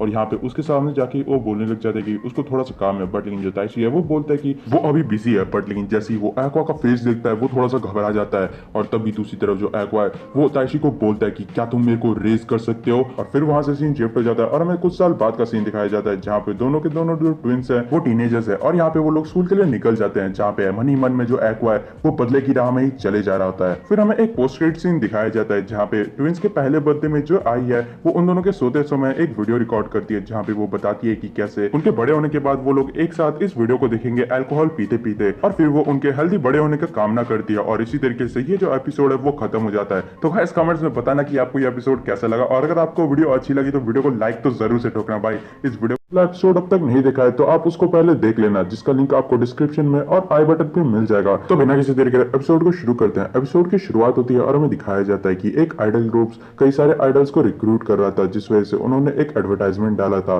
जिसकी वजह से 1,30,000 से भी ज्यादा एप्लीकेंट्स ने साइन किया था, जहां पे रूबी भी उनमें से एक थी। यहाँ पे पहला राउंड रूबी काफी इजीली पास कर जाती है। सेकंड राउंड में जो इंटरव्यू था वो भी काफी ज्यादा बढ़िया जाता है रूबी का, और उसके बाद बस रिजल्ट की देरी थी। फिर हमें दिखाया जाता है कि जो रूबी है वो अपने फ्रेंड्स के साथ होती है, जहां पे वो रिजल्ट्स के लिए काफी एक्साइटेड होती है, क्योंकि लास्ट टाइम जब उसने इंटरव्यू दिया था तब वो उनके रिक्वायरमेंट्स को फुलफिल नहीं कर पाई थी, और इस बार सब कुछ परफेक्ट किया है। और उसके बाद जो यहाँ पे उसके दोस्त है वो भी उसको बताते हैं कि कैसे वो काफी ज्यादा खूबसूरत है और उसकी डांसिंग भी काफी अच्छी है, बस उसको अपनी जो सिंगिंग है उसको थोड़ा सा इंप्रूव करना पड़ेगा और वो एक आइडल बन जाएगी अच्छी खासी। उसके बाद हमें दिखाया जाता है कि जो रूबी है घर जा रही होती है, जहाँ पे वो ये सोचती है कि कैसे उसने अपने दोस्तों से 2 सीक्रेट्स रखे हैं। सबसे पहला, लेजेंडरी आइडल आई जो कि कुछ 10 साल पहले मारी गई थी, वो उसकी मदर थी। और सेकंड, उसके पास अपने पिछले लाइफ की मेमोरीज हैं, जहाँ पे वो काफी ज्यादा बीमार रहती थी, जिस वजह से वो अपने ज्यादा टाइम हॉस्पिटल में बिताती, और यहाँ पे वो आई का ही कॉन्सर्ट देखती रहती थी पूरा दिन, और मरने के दौरान भी उसके दिमाग में आई का ही कॉन्सर्ट के बारे में चल रहा था। और उसके बाद जब वो अपनी नेक्स्ट लाइफ में वापस से जिंदा होती है,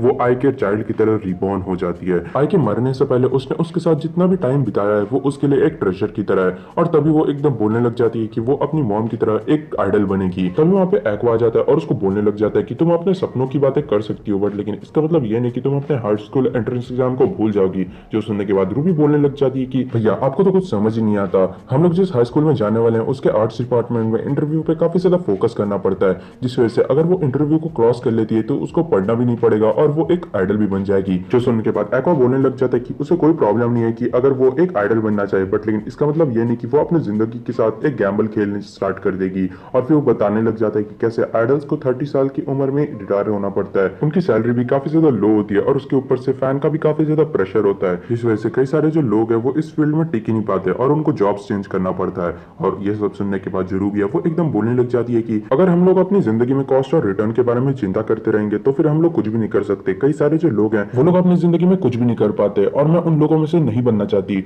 ये सुनने के बाद जो एक्वा है वो बोलने लग जाता है कि वो डायरेक्टर के घर जा रहा है और वहां से वो चले जाता है। जो देख के यहाँ पे जो रूबी है वो सोचने लग जाती है कैसे उसकी मॉम की डेथ होने के बाद जो यहाँ पे उसका भाई है वो एकदम चेंज हो चुका है, वो हमेशा उदास उदास सा रहता है और यहाँ तक कि कभी खुश नहीं होता। और जब से वो डायरेक्टर के साथ काम करने लगा है ऐसा लगता है कि वो किसी चीज की प्लानिंग कर रहा है जिसके बारे में वो कुछ भी नहीं बताता उसको। और यहाँ पे तभी वो बताने लग जाती है कि कैसे जो इचिगो है वो आउट ऑफ कॉन्टैक्ट हो गया और उसके बाद से जो मियोको है उसने एजेंसी को संभाला है, और आई के मरने के 2 साल बाद ही जो यहाँ पे एजेंसी का आइडल ग्रुप था वो भी डिसबैंड हो चुका था, और करंटली जो स्ट्रॉबेरी एजेंसी है वो इंटरनल पर्सनालिटीज को मैनेज कर दिया है। और तभी वो मियोको से पूछती है कि आखिर वो लोग दूसरे आइडल ग्रुप को क्यों नहीं स्टार्ट करते, जहाँ पे मियोको बताने लग जाती है कि अगर वो ऐसा कर पाती तो उसने कब का कर दिया होता। और वो बताने लग जाती है कि जो आई ने उनको सपने दिखाए थे उनको भुला पाना एकदम आसान नहीं है, वो एकदम किसी लॉटरी जीतने की तरह था, बट लेकिन कहते हैं ना जो मिराकल है वो 2 बार नहीं होता है। और तभी वो बोलने लग जाती है कि तुम्हारा भी तो आज ऑडिशन का रिजल्ट आने वाला था ना। जो सुनने के बाद जो यहाँ पे रूबी थी वो थोड़ी सी घबरा जाती है, और तभी मियो को बताने लग जाती है कि कैसे अगर वो ऑडिशन को पास कर लेती है तो फिर इसके कंपैरिजन में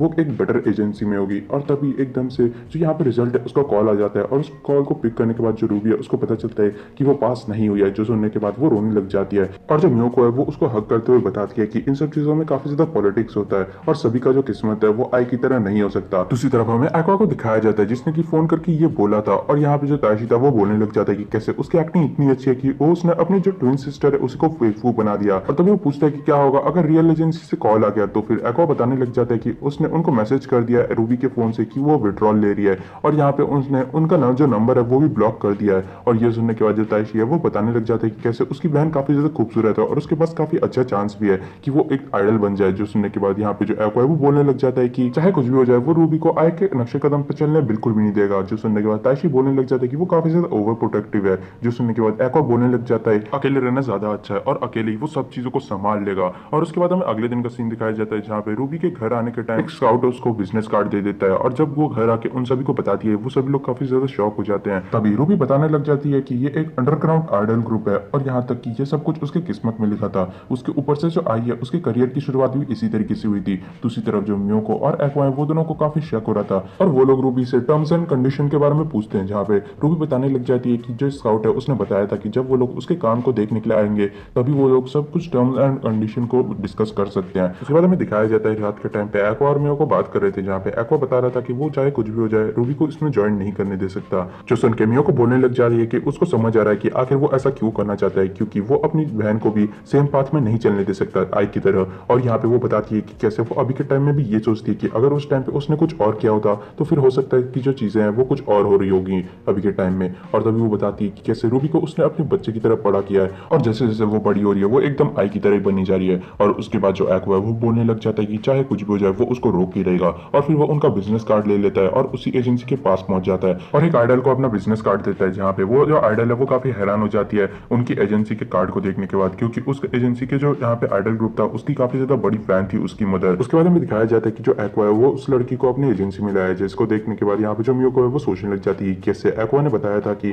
कई सारे जो अंडरग्राउंड एजेंसी हैं वो काफी ज्यादा बेकार होती हैं और यहाँ पे उनके जो मैनेजमेंट है वो भी काफी ज्यादा बेकार होती है। और प्रेजेंट टाइम में जो एक्वा है वो उस लड़की को ये बोलता है कि वो उसको और भी ज्यादा बेटर ऑफर देगा अगर वो अपनी जो एजेंसी है उसके कॉन्ट्रैक्ट्स के बारे में उसको बताएगी। और वो लड़की बताने लग जाती है कि कैसे उनका जो पे है वो काफी ज्यादा कम है और अगर वो अपने फैंस के साथ फोटो मोटो खिंचाती है तो फिर कमीशन के तौर पे उसको थोड़ा सा ज्यादा पैसा मिलता है। बट लेकिन वो ये भी बताती है कि कैसे उनको अपने मेकअप से लेके कपड़ों से लेके ट्रांसपोर्टेशन का भी खर्चा खुद देना पड़ता है, जिसकी वजह से वो महीने में 1 लाख yen तक भी नहीं कमा पाती। और यहाँ पे वो बताती है कि कैसे जो उनका मैनेजर है वो एक ही लड़की के पास ज्यादा फेवर करता है और यहाँ तक कि देखने से ऐसा लगता है कि वो दोनों डेट भी कर रहे हैं। यहाँ तक कि वो जो लड़की है वो इतना ज्यादा कुछ खूबसूरत भी नहीं है और अच्छी ज्यादा सिंगिंग भी नहीं करती। और यहाँ पे वो ये भी बताती है कि कैसे उनका जो मैनेजमेंट है वो किसी जॉब की तरह है और ऊपर से जो यहाँ पे कई सारे जो मेंबर्स हैं वो क्विट भी करना चाहते हैं। और फिर वो लड़की स्ट्रॉबेरी एजेंसी को ज्वाइन करने की बात करने लग जाती है और उसके बाद हमें दिखाया जाता है कि वो लड़की चली गई होती है और यहाँ पे मियो को एक्वा को बता रही होती है कैसे उस लड़की ने जो कुछ भी बोला है वो सब कुछ सच है। और वो बताने लग जाती है कि जो मैनेजमेंट है वो हमेशा उसी लड़की के फेवर में जाती है जो कि सबसे ज्यादा पॉपुलर होता है। और यहाँ पे वो अपने ग्रुप के बारे में बताती है कि कैसे जो आई थी वो सबसे ज्यादा पॉपुलर थी,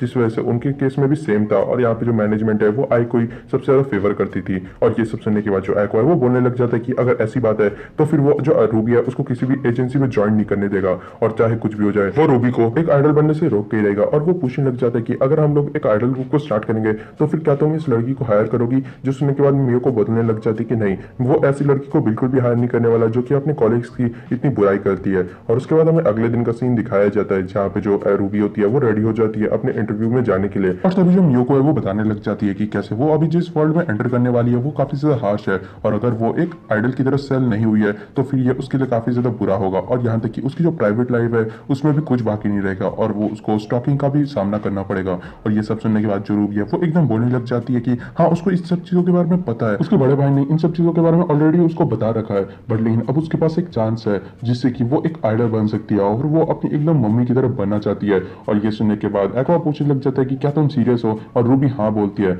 और ये सुनने के बाद जुमियो को वो बताने लग जाती है कि तो फिर तुम हमारी एजेंसी को क्यों नहीं ज्वाइन करती, हम लोग एक आइडल ग्रुप को वापस से स्टार्ट करने वाले हैं। और ये सुनने के बाद जो रूबी है वो काफी ज्यादा हैरान होती है और फिर हमें दिखाया जाता है कि जो यहाँ पे मियो को है उसने रूबी को सारे कॉन्ट्रैक्ट्स के बारे में बता दिया है और यहाँ पे जो रूबी है वो काफी खुश होते हुए एकदम स्टैंप पे मार देती है। और उसके बाद जो यहाँ पे मियो को है वो उसको बताती है कि अगर तुमने कुछ भी उल्टा सीधा किया तो फिर वो उसको सू कर देगी। और तभी मियो को बोलने लग जाती है कैसे उनका एक एजेंसी में रहना काफी ज्यादा जरूरी है उनके आर्ट डिपार्टमेंट के लिए। और तभी वो एक्वा से पूछती है कि क्या वो गुस्से में, बट लेकिन जो एक्वा है वो मना कर देता है। और उसके बाद हमें दिखाया जाता है कि जो एक्वा है वो ताइशी के घर जाता है जहाँ पे उसकी मॉम उसको काफी अच्छे से वेलकम करती है और बताती है कि जो ताइशी है वो अभी भी अपने रूम में है। और जैसे ही एक्वा ताइशी के रूम में जाता है ताइशी एक्वा को अपना एडिटिंग का काम सौंप देता है और जो एक्वा है वो बताने लग जाता है कि कैसे उसके मिडिल स्कूल में होने की वजह से उसको कहीं पे काम नहीं मिल रहा था और उसको लोकेशन के बारे में भी कुछ नॉलेज दी थी, इसी वजह से वो डायरेक्टर को असिस्ट कर रहा है और यहाँ पे जितना नॉलेज हो सके उतना ज्यादा नॉलेज गेन कर रहा है। तो ताइशी बोलने लग जाता है कि तो फाइनली तुमने अपनी बहन को एक आइडल बनने का मौका दिया, बट लेकिन एक्वा बोलने लग जाता है कि नहीं, उसने बस अपनी जो बहन है उसको किसी दूसरी एजेंसी के बेहतर अपनी घर की एजेंसी में डाल दिया जिसको कि उसकी फैमिली मैनेज करती है। और यहाँ पे जो ताइशी है वो बोलने लग जाता है कि तो फाइनली तुम दोनों जो भाई बहन हो वो एंटरटेनमेंट इंडस्ट्री में जाने ही वाले हो, बट लेकिन जो ताइशी वो मना कर देता है और बताता है कि वो बिहाइंड द सीन ही काम करने वाला है। ताइशी बोलता है कि शुरुआत में उसको लगा था कि वो बस एक एक्टर बनना चाहता है, बट लेकिन अभी उसने एकदम एक्टिंग छोड़ दिया है। दूसरी तरफ एक्वा सोच रहा था कि कैसे ये सब कुछ उसके प्लान का ही पार्ट है और वो बस अपने फादर को ढूंढना चाहता है और फिर उसको सेम सफरिंग से गुजारेगा वो जिस सफरिंग से आई भी गुजरी थी। इन सभी चीजों के पहले उसको अपने इस इंडस्ट्री में जगह बनानी पड़ेगी और यहाँ पे कनेक्शंस बनाने पड़ेंगे। और तभी वो बताने लग जाता है कि कैसे उसके पास एक्टिंग की कोई भी टैलेंट नहीं है, उसने कई सारे लोगों को देखा है हार्डवर्क करते हुए जो कि एक्टर बनना चाहते थे, बट लेकिन हर एक आई की तरह स्पेशल नहीं होता। बट लेकिन दूसरी तरफ जो यहाँ पे ताइशी है वो बोलने लग जाता है कि कैसे वो इतना जल्दी गिव अप नहीं कर सकता क्योंकि वो अभी भी मिडिल स्कूल में है और इतना जल्दी अगर वो गिव अप कर देगा तब तो उसकी पूरी जिंदगी खत्म ही हो चुकी है। और तभी वो एक एग्जांपल देता है कि कैसे अगर वो लॉटरी नहीं खरीदेगा तो कभी भी वो लॉटरी नहीं जीत सकता। और तभी वो जैसे ही अपनी बात कंप्लीट करने वाला था उसकी मॉम वहां पे आ जाती है ये बोलने के लिए कि खाना रेडी हो चुका है और यहाँ पे वो अपनी मॉम को वापस से भेजने का ट्राई करता है, बट लेकिन उसकी जो मॉम है वो उसी को डांटने लग जाती है। अपनी मॉम को रूम से निकालने के बाद जो यहाँ पे ताइशी है वो बताने लग जाता है कि कैसे उसको आई आई नहीं करना चाहिए हर टाइम पे, और वो बताने लग जाता है कि जो आई है उसके पास भी तुम्हारी तरह तेज दिमाग नहीं था, और जब तक वो अपने सारे टूल्स को यूज नहीं कर लेता उसको गिव अप नहीं करना चाहिए। दूसरी तरफ जो एक्वा है वो उससे कुछ कहना चाहता था, बट लेकिन वो चुप रह जाता है और वो कुछ भी नहीं बोलता। फिर हमें एक्वा और रूबी का हाई स्कूल का सीन दिखाया जाता है जहाँ पे आर्ट्स डिपार्टमेंट में रूबी का जो इंटरव्यू था वो काफी बढ़िया जाता है। दूसरी तरफ जब एक्वा की बारी आती है तो सभी लोग काफी हैरान होते हैं क्योंकि उसका जो नाम था वो काफी अजीब सा था, और यहाँ पे जब वो लोग पूछते हैं कि आखिर वो इसको ज्वाइन क्यों कर रहा है, जहाँ पे एक्वा भैया बताता है कि उसको बस जनरल नॉलेज चाहिए। उसके बाद हमें दिखाया जाता है कि जो एक्वा रूबी के साथ बात कर रहा होता है कि कैसे उसका जो इंटरव्यू था वो काफी बढ़िया गया, बट लेकिन बस एक ही रीजन से वो रिजेक्ट हो सकता है जो कि है उसका नाम। जो देखेंगे यहाँ पे जो रूबी है वो हंसने लग जाती है और बताती है कि हाँ उसका जो नाम है वो काफी ज्यादा अजीब सा है। और उसके बाद हमें दिखाया जाता है तभी उनके बगल से एक लड़की जाती है जो कि काना होती है, और यहाँ पे वो लड़की होती है एकदम बोलने लग जाती है फाइनली मैंने तुम्हें ढूंढ लिया, जहाँ पे एक्वा को पता नहीं था कि आखिर ये कौन है, जहाँ पे वो लड़की बताने लग जाती है कि वो काना है और उन्होंने एक साथ एक मूवी में काम भी किया है। और तभी ये सुनने के बाद जो एक्वा है उसको याद आता है। काना पूछते हैं कि क्या तुमने परफॉर्मिंग आर्ट डिपार्टमेंट में ज्वाइन किया है, जहाँ पे एक्वा बताता है कि उसने बस जनरल नॉलेज के लिए ज्वाइन किया है। जो सुनने के बाद काना काफी हैरान हो जाती है और इसी तरीके से ये जो एपिसोड है वो खत्म हो जाता है। तो गाइस कमेंट में बताना क्या एपिसोड नंबर 3। तो बिना किसी तरीके के एपिसोड को शुरू करते हैं। एपिसोड की शुरुआत होती है और हमें दिखाया जाता है कि जो एक्वा है वो काना को बताता है कि उसने जनरल स्टडीज में अप्लाई किया, जो सुनने के बाद काना एकदम शॉक हो जाती है। दूसरी तरफ वो बताता है कि उसकी जो सिस्टर है उसने परफॉर्मिंग आर्ट्स में अप्लाई किया, जिसकी वजह से वो चिंता कर रहा था और उसने भी अप्लाई कर दिया। और रूबी बताती है कि कैसे उसके जो बड़े भाई है उसको थोड़ा सा सिस्टर कॉम्प्लेक्स है, और तभी रूबी एकदम एक्वा को बोलने लग जाती है कि उसको ये लड़की कुछ ज्यादा पसंद नहीं है। और यह जो एक्वा है वो बताता है कि अगर वो एक्सेप्ट हो गई इस आर्ट डिपार्टमेंट में तो फिर ये जो लड़की है ये उसकी सीनियर रहेगी। दूसरी तरफ काना बोलने लग जाती है कि उसको सब कुछ सुनाई दे रहा है और वो उन पर गुस्सा करने लग जाती है, बट तभी जो एक्वा होता है वो बोलने लग जाता है कि वो डायरेक्टर के घर जा रहा है और वहां से वो चले जाता है। फिर हमें दिखाया जाता है कि जो काना है वो एक्वा का पीछा कर रही होती है और यहाँ पे वो कई सारे सवाल पूछी जा रही होती है एक्वा से, जैसे कि आखिर तुम रहते कहाँ पे हो और अभी तुम कहाँ जा रहे हो और तुम कौन से मिडिल स्कूल से थे। जो सुनने के बाद यहाँ पे एक्वा बोलने लग जाते कि आखिर तुम मेरे को फॉलो क्यों कर रही हो और तुम मेरे को कब तक फॉलो करती रहोगी, जहाँ पे काना बोलने लग जाती कि तब तक जब तक तुम मेरे को सारे आंसर्स नहीं दे देते। फिर वो एक्वा से पूछते हैं कि क्या वो अभी भी एक्टिंग करता है, जहाँ पे जो एक्वा है वो मना कर देता है। जो सुन के उसको हैरानी होती है और तभी वो एक्वा को कैरी होके या फिर उसके घर जाने का ऑफर करती है और वो काफी ज्यादा शर्मा रही होती है और वो बताने लग जाती है कि कैसे वो अभी भी एक सेलिब्रिटी है जिसकी वजह से उसके पास कहीं बाहर जाने की ज्यादा ऑप्शंस नहीं है। जो सुनने के बाद एक्वा बोलने लग जाता है अगर ऐसी बात है। फिर वहां से सीन शिफ्ट होता है और हमें दिखाया जाता है कि जो डायरेक्टर है वो काना को देख के बोल रहा होता है कि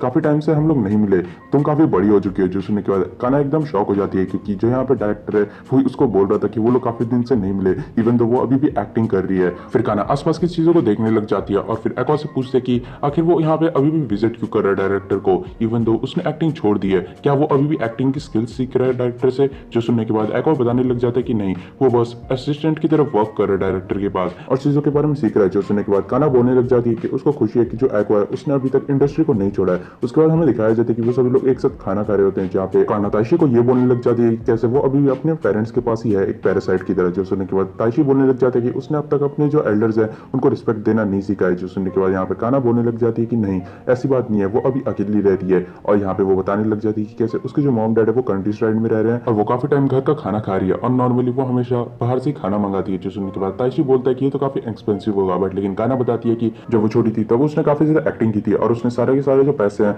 वो बचा के रखे थे, जिसकी वजह से उसके पास अच्छा खासा पैसा बच रखा है। और तभी वो एकदम से पूछने लग जाती है क्या उसके पास एक्वा का कोई भी वीडियो फुटेज है जिसमें वो एक्टिंग कर रहा है, जहाँ पे जो ताइशी है वो बताता है कि हाँ उसके पास है, पर लेकिन जो एक्वा है उसको दिखाने के लिए मना कर देता है। और तभी जो काना है वो एक्वा से पूछने लग जाती है क्या वो वापस से एक्टिंग नहीं करना चाहता, और वो बताने लग जाती है कि वो अभी जिस प्रोजेक्ट में काम कर रही है वो उसमें फीमेल लीड भी है और यहाँ पे कई सारे जो फीलर्स रोल है वो अभी भी खाली बैठे हैं और जिस वजह से वो हायर अप से बात करने के बाद उसको एक रोल दिला सकती है, जहाँ पे जो एक्वा वो डायरेक्टली मना कर देता है। जो सुनने के बाद काना बताने लग जाती है कि वो अभी जिसमें काम कर रही है उसका नाम है I will go with sweet today, जिसको सुन के एक्वा बोलने लग जाता है कि हाँ ये थोड़ा सा पॉपुलर तो है। और तभी जो काना है वो एकदम से बोलने लग जाती है तो क्या तुम इंटरेस्टेड हो, अगर मैं चाहूँ तो मैं प्रोड्यूसर काबुरागी से बात करने के बाद तुम्हें एक रोल दिला सकती हूँ क्योंकि जो काबुरागी है वो मेरे को पसंद करता है। और तभी एक्वा पूछता है कि क्या उसका पूरा नाम मासाया काबुरागी है, और यहाँ पे जो काना है वो हाँ बोलती है, जिसको सुन के यहाँ पे जो एक्वा है वो एकदम सीरियस हो जाता है। और तभी वो बताने लग जाता है कि कैसे आई के मरने के बाद उसको 3 फोन मिले थे, सबसे पहला जो कि वो वर्क के लिए यूज करती थी, उसके बाद एक उसका पर्सनल फोन था और तीसरा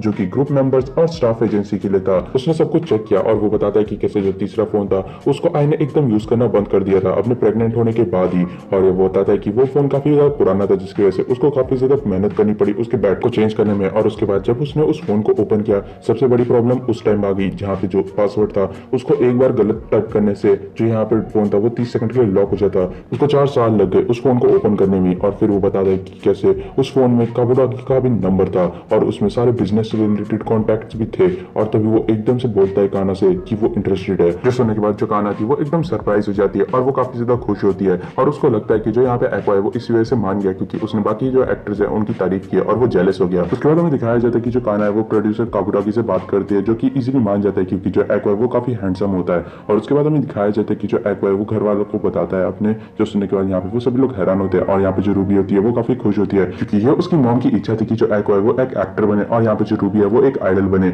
और उसके बाद जो यहाँ पे एक्वा है वो सोचने लग जाता है कि कैसे वो अपनी मॉम की इच्छा को पूरी करने के लिए ये सब कुछ नहीं कर रहा। और वो बताता है कि वो बस काबुरागी के पास जाके उसका एक डीएनए सैंपल लेना चाहता है जिससे कि वो डीएनए टेस्ट कर सके। उसके बाद जो मियोको और रूबी है वो दोनों इन्फॉर्मेशन निकालने लग जाते हैं उस ड्रामा के, जहाँ पे वो लोग देखते हैं कि जो यहाँ पे ड्रामा है उसमें 6 एपिसोड होने वाले हैं और जो एक्वा है वो एक विलन के रूप में लास्ट एपिसोड में आने वाला है। उस ड्रामा के 2 एपिसोड आ चुके होते हैं जिसकी वजह से वो लोग उस 2 एपिसोड को देखते हैं और उन 2 एपिसोड को देखने के बाद वो लोग काफी ज्यादा डिसअपॉइंट हो जाते हैं क्योंकि जो काना के अलावा बाकी के एक्टर्स थे उन सभी की जो एक्टिंग है वो बहुत ज्यादा बेकार थी। और यहाँ पे वो लोग डिस्कस करते हैं कि कैसे ये जो ड्रामा है ये पक्का ही फ्लॉप होगा। दूसरी तरफ जो एक्वा वो भी ये सब कुछ देख रहा था। उसके बाद हम अगले दिन का सीन दिखाया जाता है जहाँ पे जो काना के साथ एक्वा होता है वो कैरियोके में होता है और यहाँ पे वो काना को बताता है कि कैसे उसके जो फैमिली मेंबर्स है उनका क्या रिएक्शन था, जहाँ पे काना काफी गुस्सा हो जाती है। बट लेकिन जो एक्वा है वो जब बताता है कि उसका भी सेम थॉट है, जो यहाँ पे काना है वो शांत होते हुए बताती है कि कैसे इस ड्रामा का मेन फोकस है लड़कियों को अट्रैक्ट करना और इसी वजह से काफी सारे हैंडसम आइडल्स को रखा गया है इवन तो उनको एक्टिंग भी नहीं आती है। तो फिर एक्वा पूछने लग जाते हैं तो फिर वो अपना टाइम वेस्ट क्यों कर रहा है, जहाँ पे काना बताने लग जाती है कि कैसे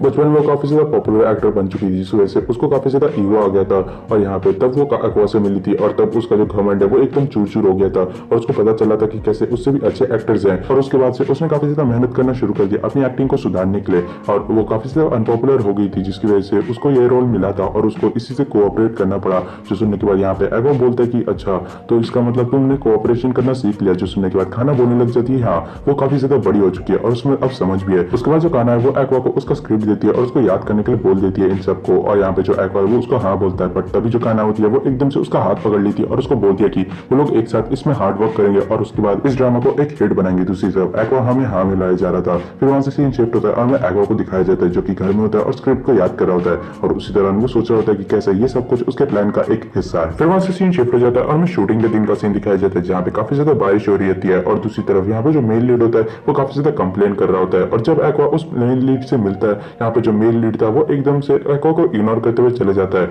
जहाँ पे काना उसको माइंड करने के लिए मना करती है। और उसके बाद जब एक्वा डायरेक्टर से मिलता है जो यहाँ पे डायरेक्टर है वो भी एक्वा को बिल्कुल भी भाव नहीं दे रहा होता है। दूसरी तरफ जो एक्वा है वो ये सोच रहा था कि कैसे इस बंदे का आई के साथ जरूर से कोई ना कोई तो कनेक्शन है ही। और उसके बाद हमें दिखाया जाता है कि जो शूटिंग है वो शुरू हो जाता है बट लेकिन शूटिंग के दौरान यहाँ पे जो मेन लीड है उसके चेहरे में एक बूंद पानी गिरता है जिसकी वजह से वो जो पूरा शूटिंग है उसी को रोकने के लिए बोल देता है। और फिर हमें दिखाया जाता है कि जो काना है वो एक्वा के पास जाती है और उसको बताती है कि कैसे उसकी जो एक्टिंग वो काफी ज्यादा बढ़िया है इवन तो उसने काफी टाइम से एक्टिंग नहीं किया है, जहाँ पे एक्वा बोलता है कि ये कोई भी बड़ी बात नहीं है। पर मनी मन वो ये सोच रहा था कि कैसे पहले के टाइम में उसकी जो बॉडी थी वो काफी ज्यादा छोटी थी और उसकी जो मेंटल एज थी वो काफी ज्यादा बड़ी थी जिस वजह से लोगों को उसकी एक्टिंग अच्छी लगती थी। दूसरी तरफ काना बताती है कि उसको इसी बात से खुशी है कि जो एक्वा वो वापस से एक्टिंग कर रहा है और तभी वो बताती है कि कैसे वो बस ये चाहती है कि जो लोग हैं वो उसके एक्टिंग के टैलेंट को रिकॉग्नाइज करे। उसके बाद हमें काबुरागी को दिखाया जाता है जो कि एक बंदे के साथ बात कर रहा था, जहाँ पे वो बता रहा था कि कैसे जो यहाँ पे काना है उसके साथ काम करना काफी आसान है और उसके आसपास रहना भी काफी ज्यादा अच्छा है और यहाँ तक कि वो अपना जो जॉब है उसको भी काफी अच्छी तरीके से कर लेती है और वो कोई भी रोल को कंप्लीट कर लेती है बिना किसी प्रॉब्लम के। उसके ऊपर से उसने अपनी एजेंसी को भी छोड़ दिया है जिसकी वजह से वो एक फ्रीलांसर है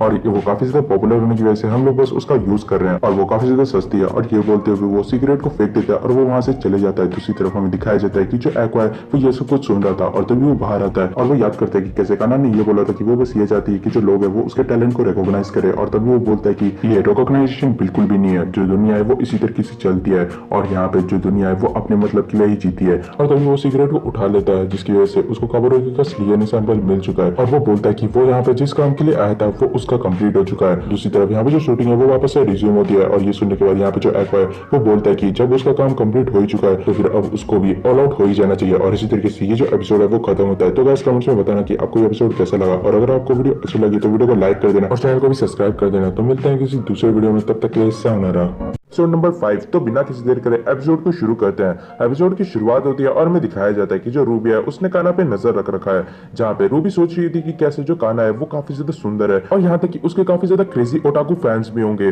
पर लेकिन तभी जो यहाँ पे एक्वा है वो बोलने लग जाता है कि तुम्हारा जो एनालिसिस है वो काफी ज्यादा बेकार है और अगर तुम चाहती हो कि जो काना है वो तुम्हारे ग्रुप में ज्वाइन करे तो फिर तुम उससे डायरेक्ट क्यों नहीं पूछ लेती। जो सुनने के बाद रूबी बोलने लग जाती है कि उनके बीच का जो रिलेशन है वो बिल्कुल भी अच्छा नहीं है। जो सुनने के बाद एक्वा बोलने लग जाता है कि मैं काना को मिलने के लिए बुला रहा हूँ, तो फिर ये तुम्हारे पास पहला और आखिरी मौका है और यहाँ पे कुछ गड़बड़ मत कर देना। जो सुनने के बाद यहाँ पे जो रूबी है वो थोड़ी सी घबरा जाती है। दूसरी तरफ हमें दिखाया जाता है कि जो काना होती है वो काफी ज्यादा खुश होती है कि जो एक्वा है वो उसको मिलने के लिए बुला रहा है और यहाँ पे वो काफी ज्यादा शर्माने लग जाती है और वो ये भी सोचने लग जाती है कि जो एक्वा है वो हो सकता है कि उससे कन्फेस कर लेगा। और उसके बाद हमें दिखाया जाता है कि वो वॉशरूम में एकदम रेडी हो जाती है मिलने से पहले और फिर वो जब मिलने के लिए जाती है वो वहां पे रूबी को भी देखती है और वो पूछती है कि आखिर ये लड़की यहाँ पे क्या कर रही है। जहाँ पे एक्वा बोलता है कि मैं इसी से मिलने के लिए तुम्हें बुलाया हूँ। जो सुनने के बाद जो काना है उसका मूड एकदम 180 डिग्री चेंज हो जाता है और फिर वो डायरेक्ट बोलती है कि उस तुम्हारे पास 20 सेकंड है, जो बोलना है जल्दी से बोल दो। जो सुनने के बाद यहाँ पे जो रूबी है वो काफी ज्यादा घबरा जाती है, बट लेकिन फिर वो एकदम से शर्माते हुए पूछने लग जाती है कि मुझे पता चला कि तुम एक फ्रीलांसर हो, तो क्या तुम एक आइडल बनना चाहोगी। स्ट्रॉबेरी प्रोडक्शन में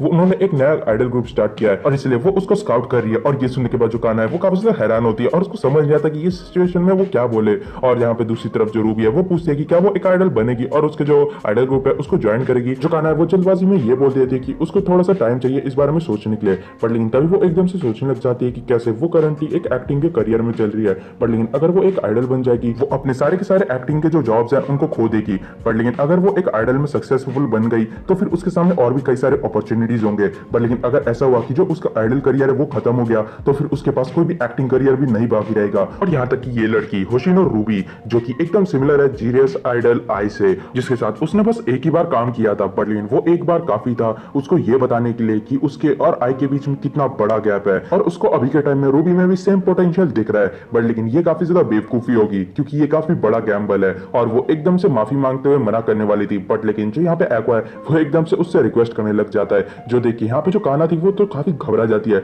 बट लेकिन वो एकदम से मना करने लग जाती है। जो देख के यहाँ पे जो एक्वा है वो भी उसको एकदम रिक्वेस्ट करने लग जाता है और यहाँ पे जो काना है वो भी मना करने लग जाती है और ऐसी कुछ देर उनके बीच में झगड़ा चलता है और तभी वहां से सीन कट हो जाता है और हमें दिखाया जाता है कि जो यहाँ पे काना है उसने कॉन्ट्रैक्ट साइन कर लिया है। पर लेकिन रोते हुए वो ये सोचने लग जाती है कि आखिर वो इस मैच में कैसे फंस गई। दूसरी तरफ जो मियोको थी वो एक्वा से पूछने लग जाती है कि आखिर उसने काना को मना कैसे लिया। जहाँ पे एक्वा बोलता है कि कुछ भी नहीं, उसने बस अपना जो यूजुअल चाल है वही चला, जहाँ पे अगर वो नहीं मानती तो फिर वो उसका हाथ पैर भी तोड़ सकता था। दूसरी तरफ जो काना है वो पूछती है कि जो एक्वा है उसको कोई नई जॉब मिले कि नहीं। जो सुनने के बाद यहाँ पे जो रूबी है वो एकदम चेहरा बना लेती है। जो देख के यहाँ पे काना को कुछ समझ नहीं आता, बट लेकिन जैसी जो रूबी है वो उसका नया जॉब दिखाती है जो काना है वो एकदम शॉक हो जाती है क्योंकि एक्वा का जो नया जॉब था वो एक रोमांस एंड डेटिंग शो का था। फिर हमें उस शो में आने वाले बाकी के एक्टर्स के बारे में पता चलता है, जहाँ पे सबसे पहले आती है यूकी जो कि एक फैशन मॉडल है और उसके बाद आए नोबेयुकी जो कि एक डांसर है। फिर आती है अकाने जो कि एक एक्ट्रेस है। फिर आता है मेमचो जो कि एक यूट्यूबर है और उसके बाद आता है कैंगो जो कि एक काफी ज्यादा फेमस बैंड से है और यहाँ पे ये सभी लोग हाई स्कूल स्टूडेंट्स होते हैं। और इन द एंड हमारा एक्वा जो कि एक एक्टर है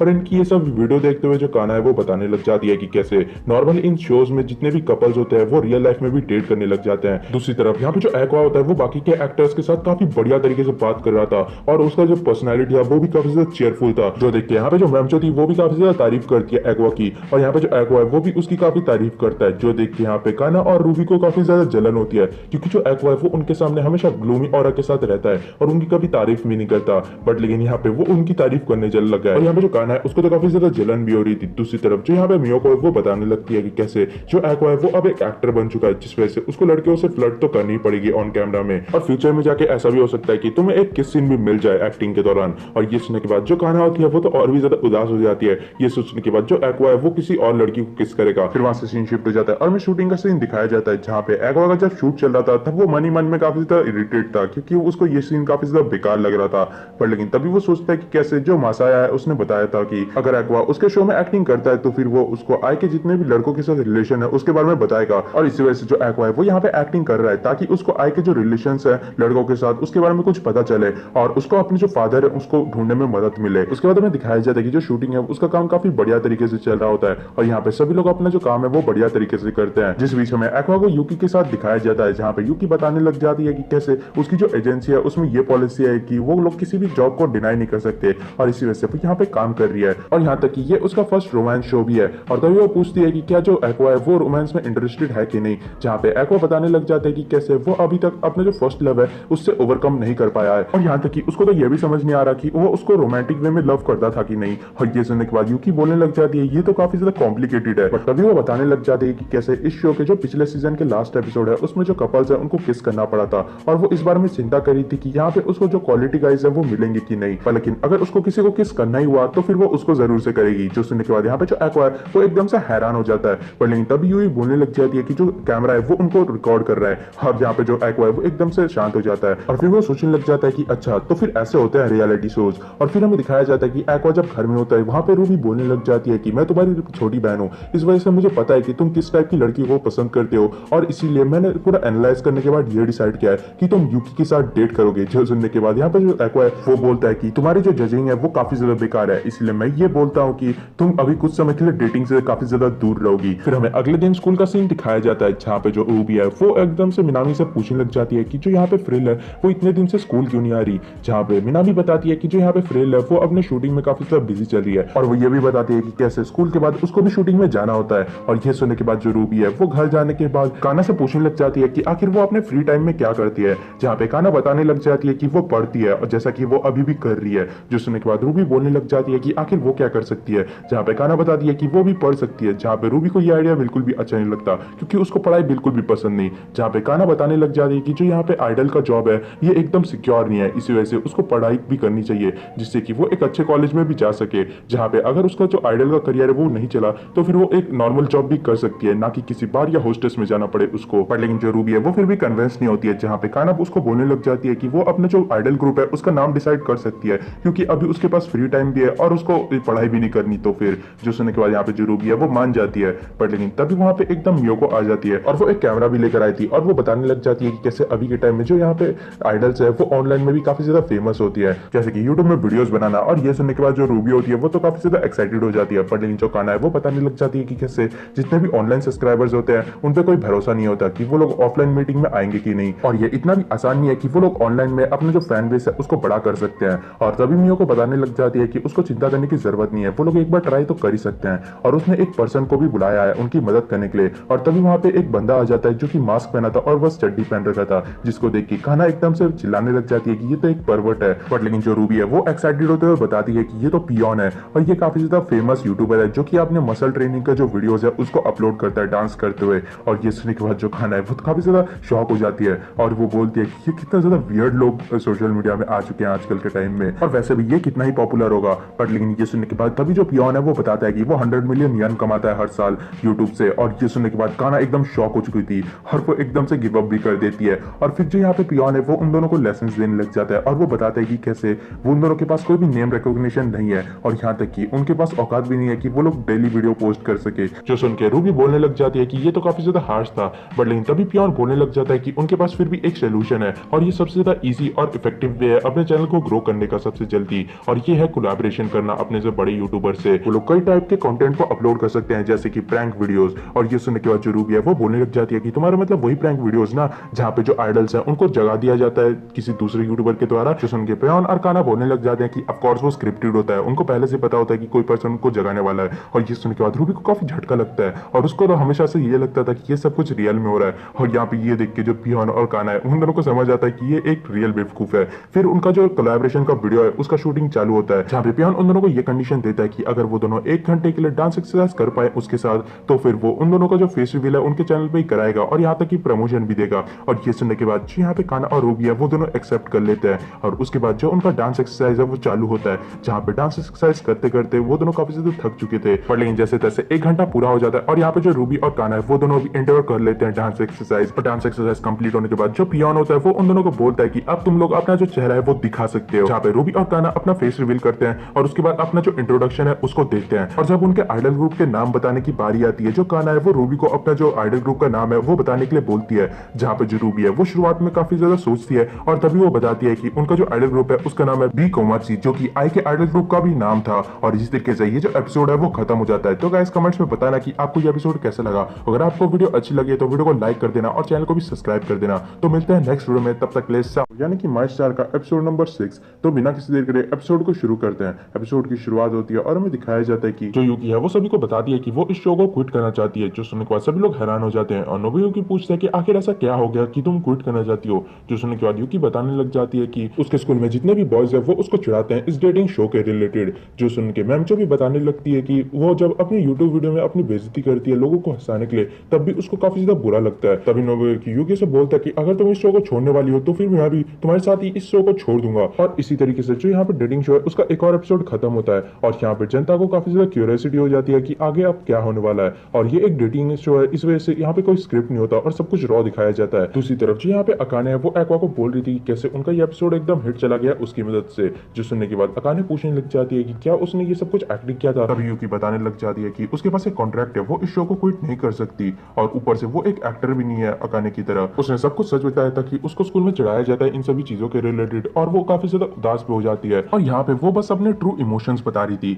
और ये सुनने के बाद जो यहाँ पे मैमचो है वो भी काफी हैरान होती है और जो अकाने है वो इन सभी चीजों को नोट भी कर लेती है। दूसरी तरफ जो यहाँ पे एक्वा है वो ये सोच रहा था कि इतना टाइम साथ में बिताने के बाद सभी लोग एक दूसरे के सामने ओपन अप हो रहे हैं और सभी के बारे में उसको काफी कुछ पता चला है। जैसे कि जो यहाँ पे यूकी और मैमचो है वो दोनों काफी ज्यादा स्किलफुल है। जो नोबुयुकी है वो दो चारों वाला बंदा तो नहीं है बट लेकिन फिर भी वो काफी ज्यादा डिफरेंट है। दूसरी तरफ जो यहाँ पे केंगो और अकाने है वो दोनों कैमरे के सामने ज्यादा आते नहीं है जिस वजह से उन दोनों को काफी ज्यादा कम स्क्रीन टाइम मिलता है। बट लेकिन तभी नोबुयुकी उन सभी को बोलने लग जाता है कि उनको डिनर करने के लिए जाना चाहिए और जो पे है वो मैमचो करेगी क्योंकि वो करंटली इस शो की मदद से काफी ज्यादा प्रॉफिट कर रही है और यहाँ तक कि उसके चैनल पे भी काफी ज्यादा अच्छी ग्रोथ हो रही है। और ये सुन के जो मैमचो है वो भी थोड़ी सी घबरा जाती है और फिर वो भी मान जाती है। उसके बाद हमें दिखाया जाता है सभी लोग आराम से एंजॉय कर रहे थे बट लेकिन जो अकाने है वो खुद नहीं खा रही थी और सभी के लिए ग्रिल करके दे रही थी मीट। जो देख के एक्वा से पूछता है कि आखिर वो खुद क्यों नहीं खा रही। जो सुनने के बाद अकाने बताने लग जाती है कि वो वेजिटेरियन है और इस वजह से वो दूसरों को ग्रिल करके दे रही है। एंड वैसे भी वो ग्रिलिंग में काफी ज्यादा अच्छी है बट लेकिन तभी जो मैमचो थी वो एकदम फ्री का ज्ञान फैलना चालू कर देती है कि कैसे अभी के टाइम में जो लोग हैं उनको काफी एक्सट्रीम सी चीजें देखना ज्यादा पसंद है और यह डिपेंड करता है कि तुम कितना ज्यादा रिस्क ले सकते हो। और जो अकाने है वो इन सभी चीजों को भी नोट डाउन कर लेती है। फिर वहां से सीन शिफ्ट होता है और हमें दिखाया जाता है कि जो एक्वा है वो घर आ चुका है और यहाँ पे जो रूबी है वो एक्वा पे चिल्ला रही होती है क्योंकि जो एक्वा है वो हमेशा बाहर से ही खाना खा के आ रहा है अभी के टाइम में और यहाँ पे वो काफी बढ़िया बढ़िया खाना खा के आ रहा है। दूसरी तरफ जो एक्वा है वो भी यही सोच रहा था कि कैसे उसकी बॉडी काफी ज्यादा यंग है इस वजह से वो जो कुछ भी खाता है वो काफी इजीली डाइजेस्ट हो जाता है। दूसरी तरफ जो यहाँ पे रूबी है वो भी बोलने लग जाती है कि उनकी फैमिली में रूल है कि वो लोग हर दिन संडे को एक साथ खाना खाएंगे बट लेकिन जो यहाँ पे एक्वा है वो इसको बिल्कुल भी फॉलो नहीं कर रहा लास्ट कुछ दिनों से। बट लेकिन जो एक्वा है वो टॉपिक को चेंज कर देता है और अपने डेटिंग शो के बारे में बोलने लग जाता है जहाँ पे रूबी पूछती है कि जो यहाँ पे लोग है वो एक दूसरे से सही में प्यार करते हैं कि नहीं। जहाँ पे एक्वा बताता है कि ये पर्सन टू पर्सन वेरी करता है और फिर वो सभी के थॉट्स बताने लग जाते हैं कि कैसे जो यहाँ पे यूकी है वो ये बोलती है कि वो किसी को पसंद करती है बट लेकिन वो ज्यादा जो अपना लाइन है वो उसको क्रॉस नहीं करती क्योंकि उसके जो फैंस है वो उनको देख रहे हैं। दूसरी तरफ जो यहाँ पे मैमचो है वो ये बोलती है कि ये ऐसा है कि वो किसी होस्ट क्लब के लड़के के साथ प्यार कर रही है। दूसरी तरफ जो यहाँ पे केंगो है उसका ये कहना है कि वो जब भी कैमरे के सामने आता है वो एकदम ऐसा दिखाता है कि वो काफी ज्यादा बिजी है क्योंकि वो काफी ज्यादा डाउटफुल है और यहाँ पे जो एक्वा है उसके लिए ये बस एक जॉब है। दूसरी तरफ जो नोबुयुकी है वो इन सभी चीजों के बारे में काफी ज्यादा सीरियस था क्योंकि उसने शादी का भी प्लान बना रखा था। एंड जो अकाने है उसको तो कुछ भी नहीं पता होता है क्योंकि वो अपने रोल में काफी ज्यादा बिजी है। तभी एक्वा बताने लग जाता है कि उसको इन सभी चीजों के बारे में कुछ ज्यादा नॉलेज नहीं है बट लेकिन उसको इतना तो समझ आ ही चुका है कि अपने आप को प्रोटेक्ट करने के लिए झूठ बोलना सबसे बढ़िया तरीका है। और उसके बाद हमें दिखाया जाता है कि जो यहाँ पे शो है वो काफी बढ़िया तरीके से चल रहा था एंड जो यूकी एंड नोबुयुकी है वो दोनों काफी ज्यादा क्लोज आ चुके थे शो के दौरान ही। एंड जो यहाँ पे केंगो है वो उन दोनों को देख के काफी ज्यादा जेलस भी था। यहाँ पे लव ट्रायंगल की सिचुएशन बनने की वजह से जो यहाँ पे middle Schuler and high schoolers है उनके बीच में ये शो काफी ज्यादा पॉपुलर भी हो चुका था। फिर हमें दिखाया जाता है कि सभी लोग सो रहे थे और यहाँ पे जो मैम जो है वो एक्वा से बोल रही थी कि अगर तुम्हें पॉपुलर बनना है तो फिर तुम मेरे साथ घूम सकते हो। जो सुन के एक्वा बोलता है कि उसको कोई भी इंटरेस्ट नहीं है, शो के आखिर तक वो बस आराम से प्ले करना चाहता है। जो सुन के मैम जो भी बताती है कि उसका भी बस एक ही गोल है, वो है अपने चैनल पे व्यूअर्स को अट्रैक्ट करना एंड एंड तक इस शो में अपना जो एयरहेड का कैरेक्टर है उसको प्ले करना बढ़िया तरीके से। बट लेकिन उसको अभी भी एक चीज की चिंता है और फिर वो कर्टन्स को हटाती है और हमें पता चलता है कि जो अकाने है वो इतनी रात को भी अपने जो डाउट्स है वो कैमरामैन से क्लियर करने के बाद उनके आंसर्स अपने जो नोटबुक है उसमें लिख के भी रखती है। फिर हमें दिखाया जाता है कि जो यहाँ पे अकाने है वो हमेशा अपनी एक्टिंग की प्रैक्टिस कर रही होती है और यहाँ पे एक्सरसाइज करने के दौरान वो याद करती है कि कैसे पहले के दौरान जब उसकी जो मैनेजर है उसको काफी ज्यादा डांट पड़ी थी उसके कंपनी के प्रेसिडेंट से क्योंकि जो यहाँ पे अकाने है उसको बिल्कुल भी स्क्रीन टाइम नहीं मिल रहा था जहाँ पे भी वो काम कर रही थी। और यहाँ पे उसका जो मैनेजर है वो उसको डिफेंड करने की ट्राई करता है बट लेकिन उसका कोई फायदा नहीं होता। और इन सभी चीजों को सुनने के बाद जो यहाँ पे अकाने है वो काफी ज्यादा उदास हो जाती है और इमोशनल हो जाती है और वो ये बोलती है कि वो काफी ज्यादा हार्डवर्क करेगी और एक मार्क छोड़ के जाएगी। फिर सीन शिफ्ट होता है और हमें रूबी को दिखाया जाता है जो कि एक सॉफ्ट ड्रिंक को ट्राई करती है जो कि उसको बिल्कुल बेकार लगता है और फिर वो क्या करती है ट्विटर में एक मैसेज टाइप करने लग जाती है उसकी बुराई के बारे में। बट तभी एकदम से जो यहाँ पे काना है वो उसको मारती है और उसको बोलने लग जाती है कि ये तुम क्या कर रही हो, अगर तुम किसी भी प्रोडक्ट के बारे में ऐसे बुरी बुरी चीजें पोस्ट करोगी तो फिर ऐसा भी हो सकता है कि आगे चलने के बाद तुम्हें कोई भी ब्रांड ब्रांड प्रमोशन ना मिले। जो सुन के रूबी बोलने लग जाती है कि तुम काफी ज्यादा एग्जैजरेट कर रही है। जो सुनने के बाद काना बोलने लग जाती है कि तुम में काफी ज्यादा ईगो आ चुका है, और ये सुनने के बाद रूबी मना करने लग जाती है। बट लेकिन तभी जो काना है वो एकदम से रूबी का फोन ले लेती है और फिर वो उसका सर्च हिस्ट्री चेक करती है, जहाँ पे उसने काफी ज्यादा अपने बारे में सर्च किया था, जैसे कि जो रूबी है वो काफी ज्यादा क्यूट है और काफी ऐसी अजीब अजीब चीजें। और यहाँ पे जो काना है वो इन सभी चीजों को रीड भी करने लग जाती है। जो सुनने के बाद यहाँ पे जो रूबी है उसको काफी ज्यादा अजीब सा लग रहा था। तभी काना बताने लग जाती है कि वो लोग ग्रेटेस्ट एरा में है, जहाँ पे उनको बिना किसी एजेंसी के साथ काम करे भी उनके बारे में काफी ज्यादा डाटा मिल जाता है, जैसे कि उनका इंप्रेशन एंड कस्टमर एनालिटिक्स। जो ऑनलाइन एड्स है वो ऑफलाइन मार्केट में भी काफी जल्दी फैल जाते हैं, और कहा जाता है कि इनका मार्केट 2 ट्रिलियन यन्स का होता है। जो भी पर्सन ऑनलाइन मार्केटिंग को नजरअंदाज करेगा वो काफी ज्यादा पीछे छूट जाएगा। दूसरी तरफ हमें अकाने को दिखाया जाता है, जो कि एक कमेंट पढ़ती है जिसमें ये लिखा था कि अकाने का ज्यादा प्रेजेंस नहीं है, जिस वजह से मैं उसको लाइक भी नहीं करता और ना ही डिसलाइक करता हूँ, और वो ये सोचती है कि वो अपना बेस्ट देगी। फिर हमें अगले दिन का सीन दिखाया जाता है, जहाँ पे एक्वा देखता है कि जो मैमचो है वो कैंगो के साथ एक वीडियो शूट करता है यूट्यूब में अपलोड करने के लिए, जहाँ पे मैमचो एक्वा को भी ऑफर करती है कि वो भी अपने वीडियोस अपलोड कर सकता है। पर लेकिन जो एक्वा है वो मना कर देता है। बट तभी उनकी नजर अकाने पे जाती है, जो कि नोबुयुकी एंड युकी के बीच में आती है और नोबुयुकी को अपने साथ ले जाती है। फिर हमें कुछ कमेंट्स दिखाए जाते हैं, जहाँ पे वो सभी लोग बोल रहे थे कि उनको अकाने के बारे में याद ही नहीं था। कुछ तो ये भी बोल रहे थे कि अकाने को ये शो छोड़ देना चाहिए। फिर वहां से सीन शिफ्ट हो जाता है और हमें दिखाया जाता है कि जो युकी है उसने मैमचो की नेल्स पेंट किए थे, और यहाँ पे जो अकाने है उसको भी वो ऑफर करती है और अकाने भी मान जाती है। और यहाँ पे जब वो लोग नेल्स पेंट कर रहे थे, यहाँ पे युकी बोलती है कि मुझे पता है कि तुम कैसा फील करी हो। जो सुनने के बाद अकाने बोलने लग जाती है कि ऐसा कुछ भी नहीं है, वो बस थोड़ा सा स्टैंड आउट करना चाहती है और वो बस अपना एक मार्क छोड़ना चाहती है। जो सुनने के बाद यहाँ पे जो युकी है वो एकदम से बोलने लग जाती है कि अगर ऐसा है तो फिर तुम्हें मेरे से फाइट करना पड़ेगा और मैं बिल्कुल भी होल्ड बैक नहीं करूंगी। और फिर दूसरी तरफ हमें दिखाया जाता है कि कमेंट्स में भी जो लोग हैं वो युकी को ही सपोर्ट कर रहे होते हैं, और यहाँ पे सभी लोग युकी को ही पसंद करते हैं। फिर वहां से सीन शिफ्ट होता है और हमें दिखाया जाता है कि जो अकाने है वो नोबुयुकी के साथ बात कर रही होती है, पर लेकिन उसके बाद स्टार्ट करने से पहले ही जो यहाँ पे युकी है वो आ जाती है और नोबुयुकी को एकदम से ले जाने लग जाती है। जो देखने के बाद यहाँ पे जो अकाने है उसको काफी अजीब सा फील होता है, और वो एकदम से अपना जो हाथ है वो युकी की तरफ स्विंग करती है, और उसके जो नाखून है उससे युकी के चेहरे पे एक कट लग जाता है। और अकाने बोलती है कि तुम हमेशा ऐसा क्यों करती हो, बट लेकिन तभी उसको नोटिस होता है कि उसने गलती से युकी के चेहरे पे एक कट मार दिया।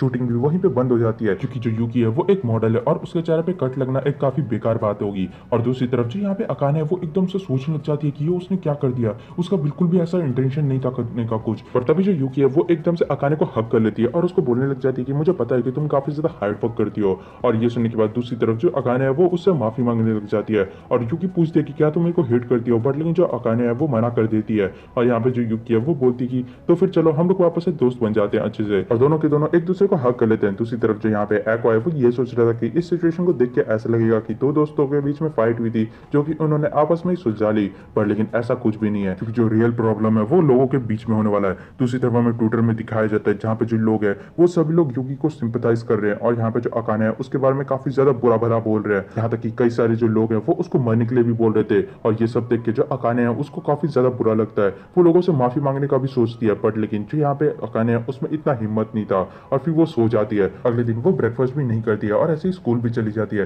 स्कूल में जब वो वॉशरूम में होती है तब वो कुछ लड़कियों को बात करते हुए सुनती है कि वो उसके बारे में बुराई कर रही है, और ये सुनने के बाद उसको और भी ज्यादा बुरा लगता है। फिर वो वहां से वापस से घर जाती है, जहाँ पे वो वापस से डिनर नहीं करती। यहाँ तक कि उसकी जो मॉम है वो भी उसके बारे में काफी ज्यादा चिंता कर रही थी, बट लेकिन फिर वो वापस से जाके कमेंट्स पढ़ती है, जहाँ पे उसके बारे में काफी ज्यादा बुरा भला लिखा था, और उनको देखने के बाद वो याद करती है कि कैसे बचपन से उसने काफी ज्यादा मेहनत की थी अपने एक्टिंग करियर के लिए। पर लेकिन उस दौरान भी जो लोग हैं उन्होंने उसके बारे में काफी ज्यादा बुरा भला बोला था, बट लेकिन फिर भी उसने गिव अप नहीं किया था। फिर वो और भी ज्यादा ट्वीट्स को पढ़ती है, जहाँ पे उसके बारे में काफी कुछ बुरा भला लिखा गया था, और उसके ऊपर से उसके बारे में काफी ज्यादा उल्टे सीधे रूमर्स भी स्टार्ट हो चुके थे। बट तभी उसके पास मैमचो और नोबुराकी का मैसेज आता है, जहाँ पे वो लोग उसके बारे में पूछते हैं कि आखिर वो कैसी है, और वो लोग ये भी पूछते हैं कि आखिर उसने खाना खाया कि नहीं। उस मैसेज को देखने के बाद अकाने को रियलाइज होता है कि उसने कुछ खाया नहीं है, और फिर वो बारिश में एकदम निकल जाती है कुछ खरीदने के लिए, और यहाँ पे वो उनको मैसेज करके भी बता देती है। नोबुराकी का रिप्लाई आता है, जहाँ पे वो बोलता है कि टाइफून आने वाला है, क्या वो मजाक कर रही है। दूसरी तरफ यहाँ पे जो अकाने है वो एक ब्रिज के ऊपर ही बैठ चुकी है, क्योंकि वो काफी ज्यादा थक चुकी थी और उससे और चला भी नहीं जा रहा था। वो एकदम टूट चुकी थी उन सभी कमेंट्स के बारे में सोचने के बाद। एकदम से वो ब्रिज के ऊपर खड़ी हो जाती है और फिर बोलती है कि मैं इन सभी चीजों के बारे में सोचना बंद करना चाहती हूँ,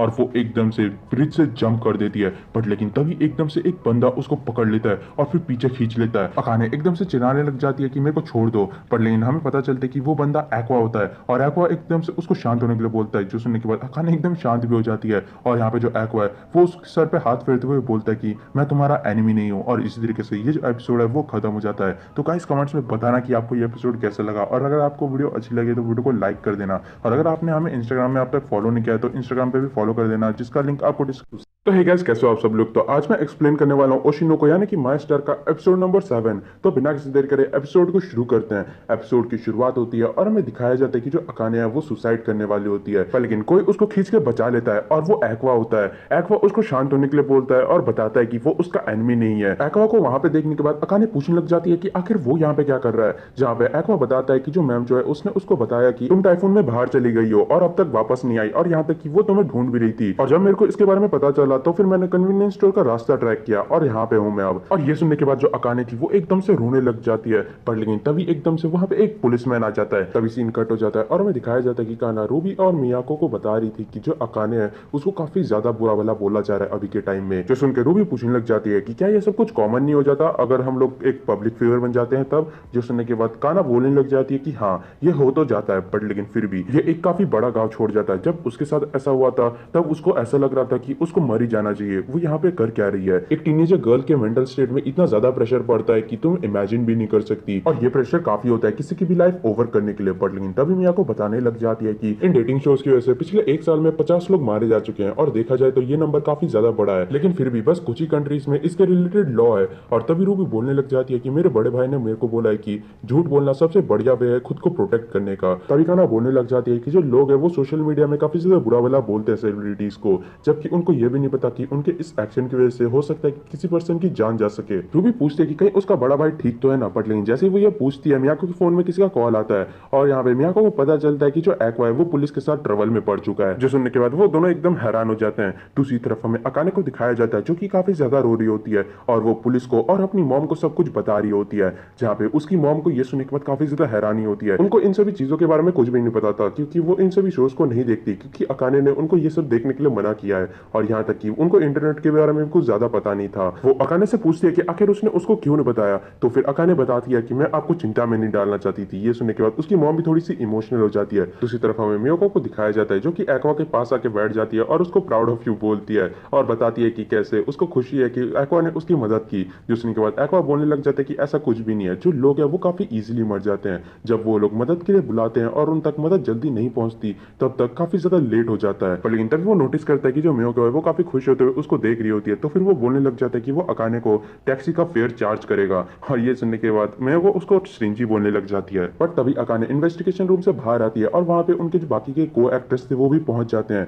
यूकी एकदम से जाके अकाने को थप्पड़ मारती है और उसको हक करते हुए बोलने लग जाती है कि अगर तुम्हें कोई परेशानी थी तो फिर तुम हमसे बात कर सकती थी, मेरे को तुम्हारी काफी ज्यादा चिंता हो रही थी। उनकी बात आगे बढ़ती उसके पहले जो एक्वा है वो अकाने से पूछने लग जाता है कि क्या तुम इस डेटिंग शो में आगे भी काम करना चाहती हो। जो सुन के नोबुयो बोलने लग जाता है कि वो एक कॉन्ट्रैक्ट के अंडर पे है, बट एक्वा बताने लग जाता है कि जो यहाँ पे डायरेक्टर है वो एक माइनर के साथ डील कर रहा है, जिस वजह से जो डायरेक्टर है उसी को हर चीज का अकाउंटेबल ठहराया जाएगा। और इस वजह से जो अकाने है वो अगर अपना नाम कट भी कर लेती है तो फिर वो उसको कोई प्रॉब्लम नहीं होगी। पर तभी अकाने बोलने लग जाती है कि उसने काफी टाइम से काफी ज्यादा मेहनत की है एक फेमस एक्ट्रेस बनने के लिए, और यहाँ पे सभी लोगों ने उसकी काफी ज्यादा हेल्प भी की है, बट लेकिन जो चीजें हैं वो अभी ऐसी हो चुकी है, उसको काफी ज्यादा डर लग रहा है, बट लेकिन फिर भी वो इसको करना चाहती है। जो सुनने के बाद एक्वा बोलता है कि मैं समझ गया। दूसरी तरफ जो बाकी के वो एक्टर्स थे वो सभी काफी ज्यादा खुश हो जाते हैं और यहाँ पे अकाने को चेयर करने लग जाते हैं। दूसरी तरफ जो एक्वा है वो मियोको को ये बोलते हुए चले जाता है कि जो करंट सिचुएशन है उसको देखने के बाद उसको एकदम सिक महसूस हो रहा है। उसके बाद वो बताने लग जाते हैं कि जो प्रोडक्शन स्टाफ है उन्होंने हेट का काफी बढ़िया तरीके से यूज किया, और यहाँ तक कि इंटरनेट में जो लोग हैं उनका जो मन में आ रहा है वो वही बोलने जा रहे हैं। तभी हमें प्रेस क्लब का सीन दिखाया जाता है जहाँ पे एक्वा कुछ रिपोर्टर्स को देखते हुए सोच रहा था कि जो रिपोर्टर्स है वो 24 घंटे बैठे रहते हैं कुछ तड़कते भड़कते न्यूज के लिए। अगले ही सीन में हमें मियोको को दिखाया जाता है जो कि एक्वा को बोल रही थी कि मैं पागल थी, जो कि मैंने तुम्हारी तारीफ की थी, क्योंकि एक्वा ने अकाने का जो सुसाइड अटेम्प्ट का न्यूज है उसको लीक कर दिया था। मियोको पूछती है कि क्या तुम्हें लगता है कि सब कुछ प्लान के मुताबिक जाएगा और सब कुछ ठीक रहेगा। एक्वा बोलता है कि वो पक्का तो नहीं बता सकता, बट लेकिन जो रियलिटी शो है वो अब स्टार्ट होने वाला है। जो न्यूज है वो अकाने के अराउंड रिवॉल्व करने लगा, जो लोग हैं उनके अलग अलग थॉट्स थे, और जो चीजें हैं वो एकदम बेकार भी नहीं जा रही थी और अच्छी भी नहीं हो रही थी। शो में अकाने का जो अपीयरेंस है उसको पोस्टपोन कर दिया गया। मियोको एक्वा से पूछती है कि अगर चीजें बेकार हो गई तो फिर क्या वो रिस्पॉन्सिबिलिटी लेगा, तो फिर एक्वा बोलने लग जाता है कि उसको नहीं पता कि वो क्या करने वाला है, पर लेकिन उसको गैम्बल करना ही पड़ेगा, क्योंकि अगर उसने ऐसा नहीं किया तो फिर जो अकाने है उसके साथ और भी ज्यादा बुरा हो सकता है। फिर हमें अगले दिन का सीन दिखाया जाता है जहाँ पे एक्वा मैमचो से काफी ज्यादा फोटोज और वीडियोस मांगता है उन सभी लोगों की। मैमचो उससे रीजन पूछती है कि आखिर उसको क्यों चाहिए, जहाँ पे एक्वा बताने लग जाता है कि जो उनका रियलिटी शो है उसको एक प्रोफेशनल एडिटर एडिट करता है, जहाँ पे जो एडिटर है वो इंटेंशनली अकाने को एक विलन के रूप में दिखाता है ताकि जो शो है वो एंटरटेनिंग हो सके। और वो एग्जांपल देता है कुकिंग शो में एक पर्सन पर्सन ने एक मछली को काटा, खून जो है वो नाइफ में लग गया और उसके चेहरे पे भी लग गया, और अगर उस इमेज को क्रॉप करके थोड़ा अलग तरीके से दिखा जाए तो फिर वो इमेज काफी अलग तरीके से प्रेजेंट हो जाएगा। तभी मैम जो बोलने लग जाती है कि इसका मतलब तुम इस रियलिटी शो को हमारे पॉइंट ऑफ व्यू से दिखाना चाहते हो, और वो पूछते हैं कि आखिर तुम्हें ये आइडिया आया कहां से, जहाँ पे एक्वा बोलता है कि ये मैंने खुद सोचा है। और ये सुनने के बाद मैम जो काफी इंप्रेस हो जाती है और वो बोलने लग जाती है कि वो लोग इस करंट सिचुएशन का फायदा भी उठा सकते हैं। काफी ज्यादा एक्टिव यूजर्स होने की वजह से वो लोग अकाने का जो रियल सेल्फ है उसको दिखा सकते हैं। जो लोग है वो अकाने को बस थोड़ा सा जानते हैं। इंटरनेट में अकाने के ट्रू सेल्फ को दिखाने के बाद वो लोगों का जो पॉइंट ऑफ व्यू है उसको चेंज कर सकते हैं। और यहाँ पे ये एकदम किसी गैम्बलिंग की तरह है, जहाँ पे वो लोग जो पब्लिक ओपिनियन है उसको ओवरराइड करने वाले हैं। तभी वो लोग बताने लग जाते हैं कि वो लोग ऑफिशियल अकाउंट बनाने के बाद इस वीडियो को अपलोड कर सकते हैं, जहाँ पे वो लोगों का जो पॉइंट ऑफ व्यू है उसको चेंज करेंगे। पर तभी वो बोलने लग जाती है कि उसको अपलोडिंग का काम संभालना है, क्योंकि उसके पास इन सभी चीजों के बारे में काफी ज्यादा नॉलेज है कि किस हफ्ते, किस दिन और किस टाइम पे जो लोग हैं वो सबसे ज्यादा ऑनलाइन आएंगे और उनको सबसे ज्यादा एंगेजमेंट मिलेगी वीडियो पे। और जो एक्वा है वो मान जाता है। फिर हमें दिखाया जाता है कि जो एक्वा है वो कैंगो के पास गया है, उससे ये पूछने लगी कि क्या वो उसके लिए म्यूजिक क्रिएट करके देगा कि नहीं, जहाँ पे कैंगो काफी इजीली मान जाता है। उसके बाद हमें दिखाया जाता है कि जो एक्वा है उसको यूकी सलाह दे रही थी कि वो लोग उस सीन को भी ऐड कर सकते हैं, जहाँ पे जो यूकी ने अकाने को हक कर लिया था और उससे पूछा था कि क्या तुम मेरे को हेट करती हो कि नहीं। और यहाँ पे जो अकाने है वो एकदम रोने भी लगी थी। जो सुन के नोबुयुकी बोलने लग जाता है कि तुम कितनी ज्यादा नाइव हो, तुम्हें क्या लगता है कि जो कैमरा है वो ऑन होगा और यहाँ तक कि उसकी पोजीशन भी एकदम परफेक्ट होगी। जो सुनने के बाद यूकी बोलने लग जाती है कि तुम्हें क्या लगता है, मैं एक प्रोफेशनल मॉडल हूँ। इस वजह से उसका जो अटेंशन है वो हर टाइम कैमरा लोकेशन पे ही रहता है, और उस टाइम पे भी उसने अपना जो पोजीशन है वो एकदम बेस्ट रखा था, ताकि जो कैमरा है वो एकदम बढ़िया तरीके से कैप्चर कर पाए। जो सुन के नोबुयुकी बोलने लग जाता है, इसको बोलते हैं मूवमेंट को खराब करना। दूसरी तरफ जो एक्वा है वो यूकी की तरफ ही देखे जा रहा था। नेक्स्ट सीन में हमें दिखाया जाता है कि जो एक्वा है वो प्रोड्यूसर से रॉक क्लिप्स मांगता है, जहाँ पे प्रोड्यूसर मना कर देता है। जो सुन के एक्वा बोलने लग जाता है कि उसको पता है कि कैसे वो लोग एडिटिंग के थ्रू यहाँ पे अकाने को एक विलन की तरह दिखा रहे हैं। और ये सुनने के बाद जो डायरेक्टर है वो थोड़ा सा हैरान होता है और वो एकदम हंसते हुए बोलने लग जाते हैं कि उसको खुशी है कि उसको कम से कम पता तो चला। और वैसे भी वो लोग अकाने को बिल्कुल भी फोर्स नहीं कर रहे कुछ भी करने के लिए, और यहाँ तक कि जो अकाने है उसको एतराज भी नहीं है हम लोग उसकी कोई भी क्लिप क्यों ना यूज करे। अकाने के पास स्ट्रॉन्ग सेंस ऑफ रेस्पॉन्सिबिलिटी है, वो एक प्रो है, वो खुद को संभाल सकती है। यह सुनने के बाद एक्वा बोलने लग जाता है कि एक प्रो वो बस 17 साल की है, वो एक माइनर है, ऐसा कौन सा अडल्ट है जो कि एक किड को प्रोटेक्ट नहीं करता। और ये सुनने के बाद जो डायरेक्टर था वो भी एकदम हैरानी से उसको देखने लग जाता है और फिर एकदम साई करता है। फिर हमें अगले दिन का सीन दिखाया जाता है, जहाँ पे एक्वा के पास सारी की सारी जो वीडियोस है वो आ चुकी होती हैं और वो अपना एडिटिंग का काम शुरू करता है। पर लेकिन दूसरी तरफ बाकी सभी लोग उसको काफी ज्यादा परेशान करते हैं। देखते देखते एक दिन बीत जाता है और यहाँ पे एक्वा ने एडिटिंग का काम खत्म कर लिया होता है और उसका हालत एकदम खराब हो चुका था। दूसरी तरफ सभी लोग काफी ज्यादा खुशियां मना रहे थे और यहाँ पे वो सभी लोग डिसाइड करते हैं कि वो लोग जल्द ही अपलोड करेंगे इसको ट्विटर में। फिर थोड़ी सी मस्ती करने के बाद वो सब लोग उस वीडियो को अपलोड कर देते हैं और एकदम हैरानी से उस वीडियो की तरफ ही देखने लग जाते हैं। जैसे जैसे टाइम बीतता है उसके रिट्वीट्स होते रहते हैं और एक दिन में 77,000 रिट्वीट्स आ जाते हैं। दूसरी तरफ जो अकाने है वो भी इस वीडियो को देखती है ट्विटर पे और वो भी काफी ज्यादा हैरान होती है और रोने भी लगती है। दूसरी तरफ एक्वा और बाकी सभी भी काफी ज्यादा खुश हो जाते हैं इतना ज्यादा बढ़िया सपोर्ट देखने के बाद। यहाँ तक कि कमेंट्स में भी जो लोग हैं उनके पॉइंट ऑफ व्यू काफी ज्यादा चेंज हो चुके थे और यहाँ तक कि कई सारे जो लोग हैं वो अकाने को भी सपोर्ट कर रहे थे इन वीडियो को देखने के बाद। फिर हमें अगले दिन का सीन दिखाया जाता है, जहाँ पे अकाने मैम जो यूकी और एक्वा से मिलने आई थी और वो बताती है कि नेक्स्ट फिल्मिंग में वो भी आने वाली है। दूसरी तरफ एक्वा सोच रहा था कि अभी के लिए तो जो ट्रोलिंग है वो काफी ज्यादा कम हो चुकी है, बट लेकिन फिर भी इसका कोई फायदा नहीं है, क्योंकि 10 साल के बाद भी इस बात पे काफी ज्यादा ट्रोलिंग होने ही वाली है, चाहे कुछ भी क्यों ना हो जाए। तभी एक्वा अकाने को बोलने लग जाता है कि उसको अपना जो ट्रू सेल्फ है उसको किसी के सामने एक्सपोज नहीं करना चाहिए, क्योंकि इससे उसी को हर्ट होगा, क्योंकि जो लोग हैं वो उसका फायदा उठाएंगे। और यहाँ पे जो मैम जो और यूकी है वो भी उसकी बात में एग्री करते हैं और उसको बताते हैं कि वो अपने ऊपर कई सारे लेयर्स लगा सकती है अलग अलग कैरेक्टर्स के। और यहाँ पे ये सुनने के बाद जो अकाने है वो पूछने लग जाती है कि उसको समझ नहीं आ रहा कि आखिर वो किस टाइप का रोल प्ले करे। और ये सुनने के बाद जो मैम जो है वो एकदम प्ले करे और ये सुनने के बाद जो मैम जो है वो एकदम से एक्वा से पूछने लग जाती है कि आखिर उसको किस टाइप की लड़कियां पसंद है। जो सुनने के बाद एक्वा आई की जो कैरेक्टरिस्टिक्स है उनको बताने लग जाता है और उस कैरेक्टरिस्टिक्स को सुनने के बाद जो मैम जो है वो बोलने लग जाती है कि कहीं तुम्हारा मतलब आई से तो नहीं है, जो कि काफी टाइम पहले मारी जा चुकी है। और यहाँ पे एक्वा हाँ बोलता है। जो सुनने के बाद यूकी और मैम जो उसका थोड़ा सा मजाक भी बनाते हैं और उसको वर्स्ट भी बोलते हैं, क्योंकि जो एक्वा है वो बस लुक्स के पीछे है। दूसरी तरफ अकाने ब्लश करते हुए इन सभी चीजों को नोट कर रही थी और तभी जो मैम जो और यूकी है वो उसको आइडिया देने लग जाते हैं कि उसको एक्वा को अपने प्यार में गिराना चाहिए। दूसरी तरफ जो एक्वा है वो सोच रहा होता है कि आई को कोई भी इमिटेट नहीं कर सकता, उसके लिए तुम्हें जन्म लेना पड़ता है उस तरीके से। फिर हमें दिखाया जाता है अकाने जब घर जा रही थी वो सोच रही थी कि जो एक्वा है उसने उसके लिए कितना कुछ किया है, उसने उसके लिए वीडियो एडिट किया, यहाँ तक कि उसने स्टॉर्म में आके उसको ढूंढा भी और वो उसको रिपेयर करना चाहती है उसके आइडल गर्ल बनने के बाद। फिर हमें दिखाया जाता है कि जो अकाने है वो आई के बारे में पूरा रिसर्च स्टार्ट कर देती है, जहाँ पे वो आई की सारी डिटेल निकाल लेती है, यहाँ तक कि वो क्या खाती थी, क्या उसको पसंद था, उसकी हर एक छोटी सी छोटी डिटेल, और वो उन सभी चीजों को ऑब्जर्व कर रही थी। दूसरी तरफ हमें एक्वा को दिखाया जाता है जो कि काना को बोलता है कि जो अकाने है वो काफी बढ़िया तरीके से रिकवर कर रही है और वो जल्दी शूटिंग में भी आने वाली है। जो सुनने के बाद जो यहाँ यहाँ पे कान्हा है वो काफी ज्यादा हैरान होती है और वो एकदम बोलने लग जाती है कि अच्छा यही होता कि जो अकाने है वो एकदम रिटायरमेंट ले लेती। जो सुन के एक्वा उसको देखने लग जाता है और यहाँ पे जो कान्हा है वो एकदम एक्सप्लेन करने लग जाती है कि उसका कोई गलत वे में इसका मतलब नहीं था, वो बस उसको एक राइवल की तरह देखती है क्योंकि वो दोनों ही एकदम एक्ट्रेस है और इससे उसका कंपटीशन भी कम हो जाता। फिर हमें अगले दिन का सीन दिखाया जाता है जहाँ पे शूटिंग होने वाली थी और अकाने जब आती है वो सभी से माफी मांगती है। फिर शूटिंग स्टार्ट होने से पहले जो अकाने है वो एकदम आई की तरह एक्वा को बुलाती है और ये सुनने के बाद जो एक्वा है वो एकदम हैरान हो जाता है और एकदम पीछे देखता है और वहां पे जो अकाने है वो एकदम आई की तरह ही बात कर रही थी। ऊपर से उसकी जो आंखें है वो भी एकदम आई की तरह हो गई थी, बस उनका कलर अलग था। और जो एक्वा है वो अकाने को देखते हुए एकदम शॉक हो चुका था और इसी तरीके से ये जो एपिसोड है वो खत्म हो जाता है। तो गाइस कमेंट्स में बताना कि आपको ये एपिसोड कैसा लगा और अगर आपको वीडियो अच्छी लगी तो वीडियो को लाइक कर देना और चैनल को भी सब्सक्राइब कर देना। और अगर आपने हमें